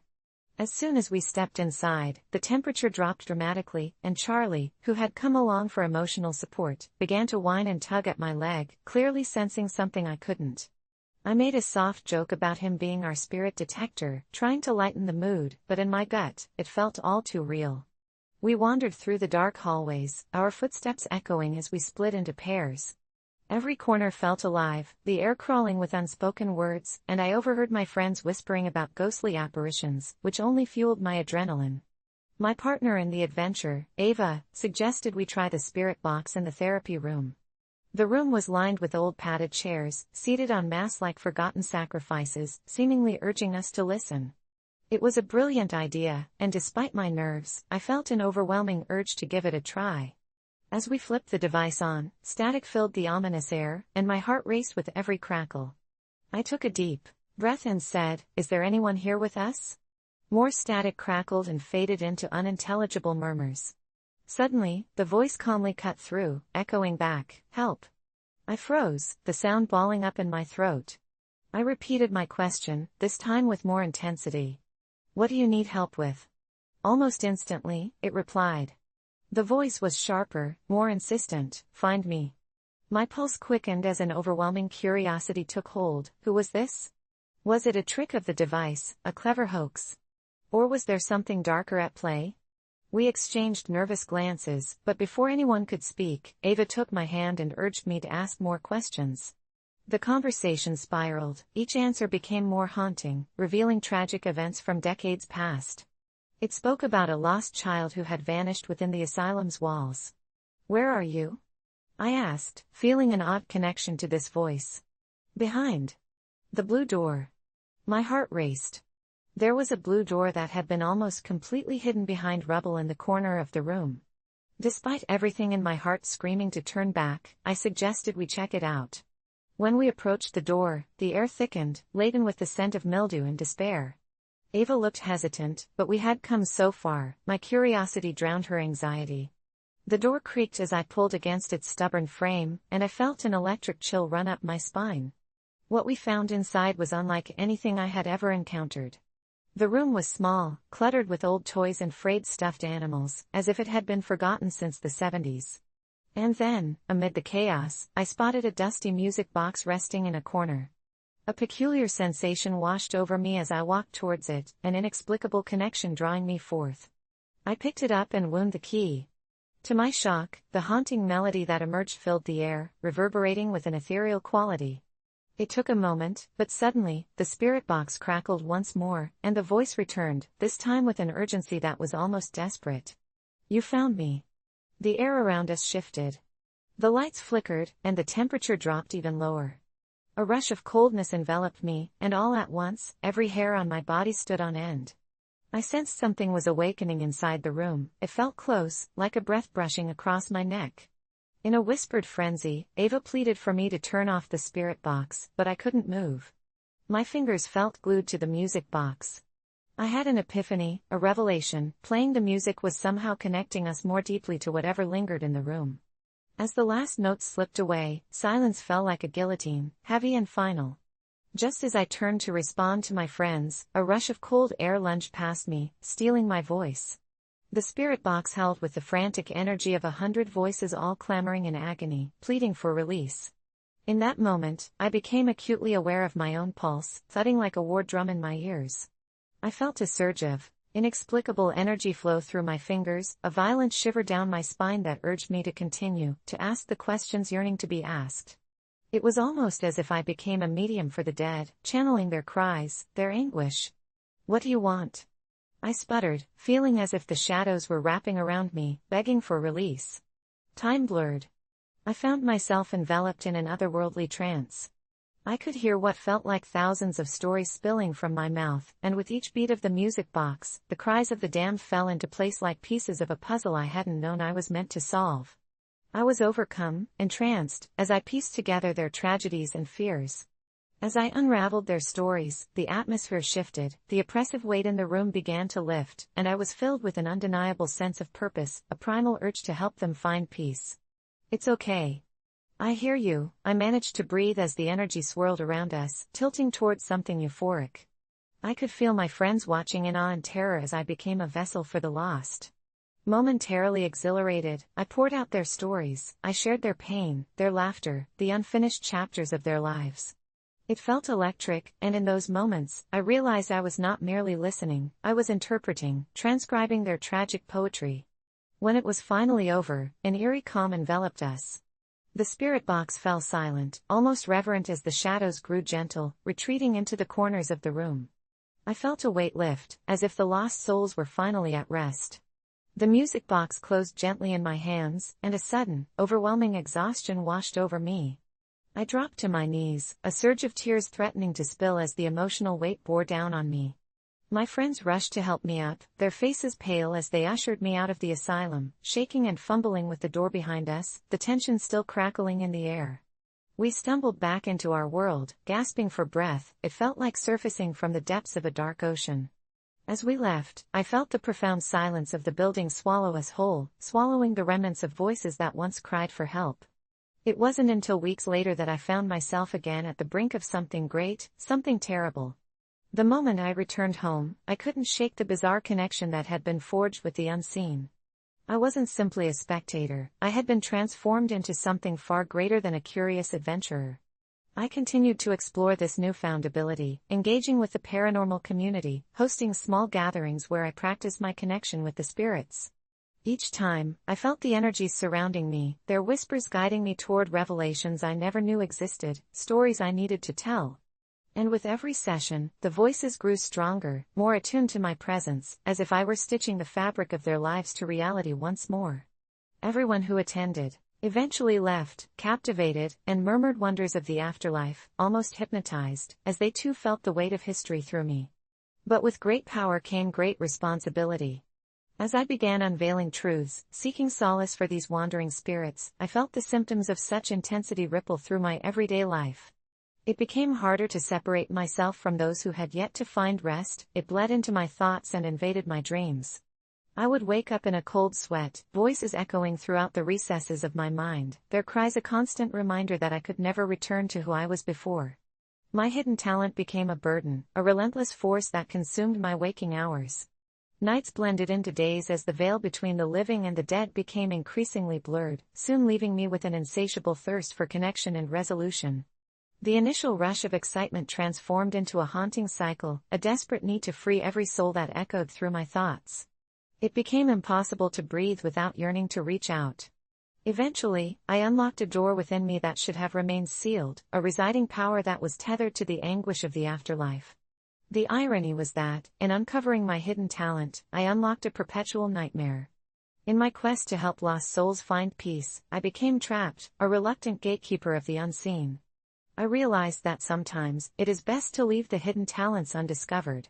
Sometimes it's wiser to let those who are stuck remain at rest, for the price of knowing their stories may be your own salvation, or your own undoing. As I look back, reflecting on that fateful encounter at the asylum, I wonder what I might be able to say to that earlier version of myself. Would I warn myself of the burden that lay ahead? Would I carry the music box too, knowing now the power it possesses? Or, would I simply allow the unseen to remain unseen, forgetting the whispers that beckon, knowing that they are no longer just stories but fragments of a darkness I will always carry? No matter how far I run, the talent remains, buried beneath the weight of unsaid farewells, fragments of lives lost, and the knowledge that I will always be tethered, whether I like it or not. And to think, it all began with a single voice calling out for help. I always believed that wishes were just a childish fantasy, something you saw in movies and read in fairy tales, until that cool autumn morning when I stumbled upon the man in the park. He sat on a weathered bench, tucked away in a corner where the leaves swirled like golden flames in the breeze, and his eyes were impossibly deep, like windows into infinite darkness. I was drawn to him as though an invisible string connected us, and before I knew it, I was standing before him, my heart racing with disbelief at the wild stories I'd heard about a wish-granting stranger. He wore a faded brown coat that hung loosely on his gaunt frame, and his smile was both inviting and unsettling, bright against his pallor. "What would you wish for if you could have anything?" he asked, his voice smooth yet laced with something enigmatic, tempting. I hesitated, suddenly aware of the weight of his words, of how a single wish could alter the course of my entire life.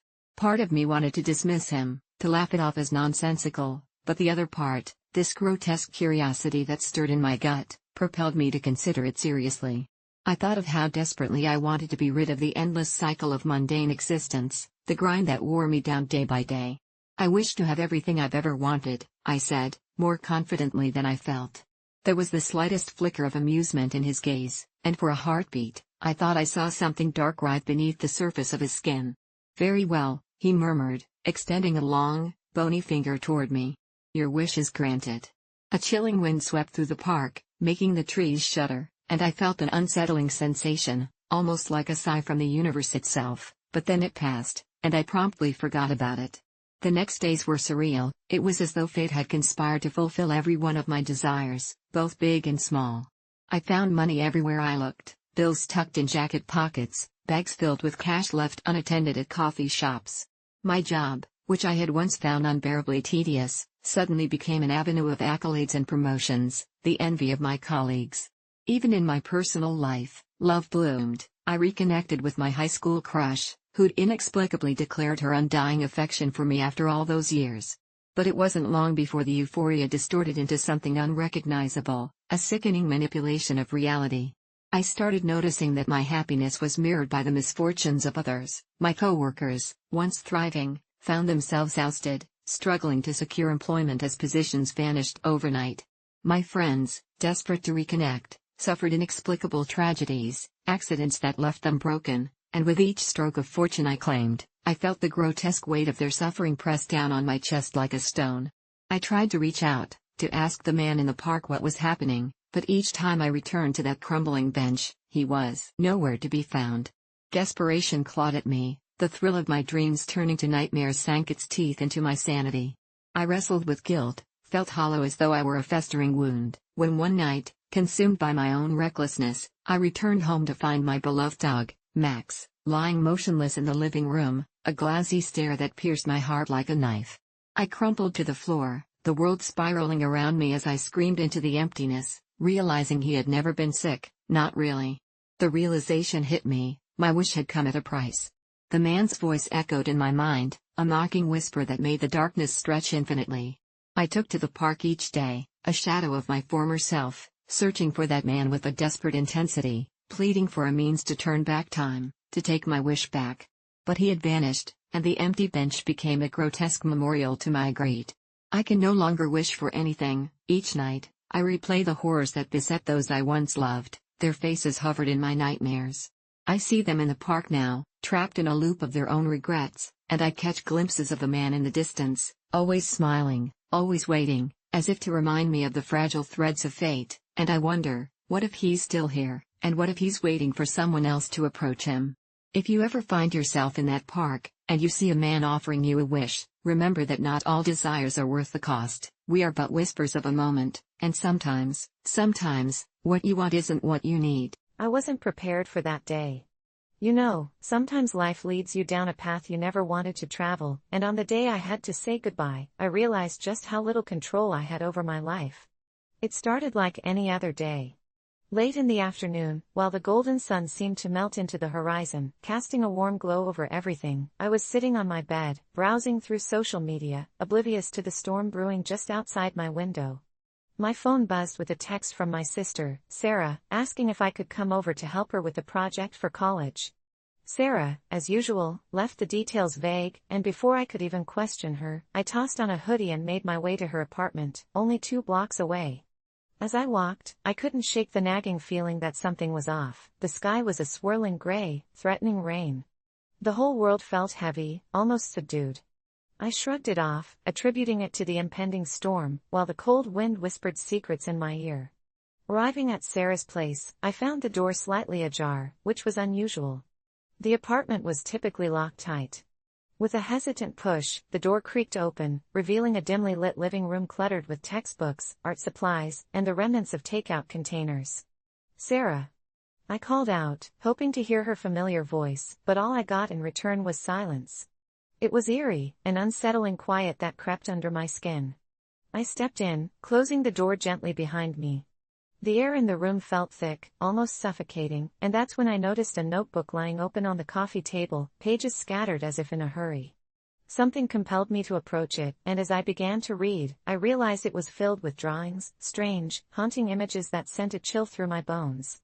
There were sketches of an old, decrepit house, entangled in vines, and at the bottom of one page, a note scrawled in shaky handwriting, "It's time to let go, Sarah." My heart raced. I glanced around the room, and that's when I noticed a shimmery light coming from the bedroom. A fleeting thought cautioned me to leave, but instead, curiosity won. I tiptoed down the narrow hallway, the floor creaking ominously underfoot, and pushed the bedroom door open. The sight that greeted me was surreal. Sarah was sitting on the bed, enveloped in a pale glow, staring at an old family photo, tears streaming down her cheeks. "Hey," I said softly, not wanting to startle her. She glanced up, her eyes red and puffy. "I didn't think you'd come," she whispered, voice trembling. "What's going on?" I asked, feeling a mix of concern and confusion. She gestured toward the window, which overlooked a backyard filled with towering trees swaying gently in the wind. I've been thinking a lot about Mom. And the house. I froze. Mom had passed away a few years back, and the old family house had stood empty since then, a testament to memories better left undisturbed. We can't go back there, Sarah. It's too painful. But there was a wild determination in her eyes. No, listen. I've been having these dreams. About the house. I feel like there's something we need to uncover. Before I could respond, the lights flickered, casting ominous shadows across the room. Did you see that? She exclaimed. I felt an icy grip on my spine. Then, suddenly, the ground shook, rattling the windows, and I stumbled back, clutching the doorframe for support. We have to go, I urged, panic rising in my throat. Not until we confront this, she insisted, wiping her tears and standing resolute. Against my better judgment, I found myself swept up in her fervor. We gathered a few things, a flashlight, some old photos, and the notebook she had been drawing in, and headed out into the brewing storm, determined to face whatever awaited us at the old house. The rain began to pelt down, drenching us as we walked to the site of so many bittersweet memories. The house loomed before us, an ancient sentinel of loss and love, its dilapidated frame cloaked in darkness. Each step closer felt like walking into the mouth of a beast. The creaking door protested as we stepped inside, and the smell of damp wood and mold hit us like a wall. It's just like I remembered, Sarah murmured, her voice distant, as if she were searching for something deeper. We made our way to the living room, where the memories flooded back like a tidal wave. Laughing family dinners, holiday celebrations, and soft whispers of bedtime stories echoed in my mind. I felt the weight of nostalgia mixed with a surge of grief. We should look in her old bedroom, I suggested, hoping to find comfort among her things. Sarah nodded, and we ascended the stairs, the wood creaking under our weight. The bedroom door stood partially open, and I pushed it wide, flooding the room with our flashlight's beam. It was just as we had left it, dusty, untouched, but on the bed lay a box marked memories. My heart quickened. We opened it together, revealing a collection of old letters, pictures, and trinkets. As we sifted through the items, I stumbled upon a lock of hair tied with a ribbon, and my breath caught in my throat. Sarah shuddered beside me. It's hers, she whispered, voice trembling with emotion. Just then, we heard a sound, a soft whisper echoing through the room. I turned to see a shadow shift in the corner, and my stomach dropped. Did you hear that? I gasped, but Sarah was already stepping closer to the shadows. Mom! She called, eerily calm. I tugged at her arm, but it was too late. The air grew colder, and the shadow morphed into a familiar figure, my mother, looking just as she had before her passing, radiant yet sorrowful. Sarah, you have to let go, she spoke, her voice a calm lull, wrapping us in warmth, yet frigid in its implications. You can't hold on to the past forever. Tears streamed down Sarah's face as she took a step forward. But I miss you, I need you, she cried, her voice breaking. You're still here, Mom said, her expression filled with love and sadness. In every memory, in every heartbeat, but sometimes, you must let the past rest to truly live. I felt a wave of emotion as I watched their interaction unfold, understanding that this was a goodbye unlike any other. Let the house go, Sarah, I urged softly, my voice barely above a whisper. It's time. The shadow of our mother nodded, urging her forward. You will find me in your heart, she whispered, the glow surrounding her shimmering as if she were made out of starlight. It's time to say goodbye. The room filled with an ethereal light, and I took Sarah's hand, squeezing it tightly. I love you, Sarah cried, her voice breaking as she grasped the edges of her memories. The light grew brighter, enveloping the room, and for a moment, I was blinded. When the light receded, we stood alone. The shadow was gone, leaving a sense of eerie peace. We looked at each other, tears streaming down our faces, but somehow, there was a glimpse of relief. We need to leave, I said, voice trembling. Together. As we stepped out of that house, the storm outside seemed to lessen. The weight that had clung to our hearts lightened. It was bittersweet. As we exited the remnants of our past, we made peace with what we had to let go. Sometimes, saying goodbye is the first step toward healing. Under the heavy clouds, we walked hand in hand, ready to embrace the future with the love and memories our mother had left us, no longer shackled by the shadows of the past.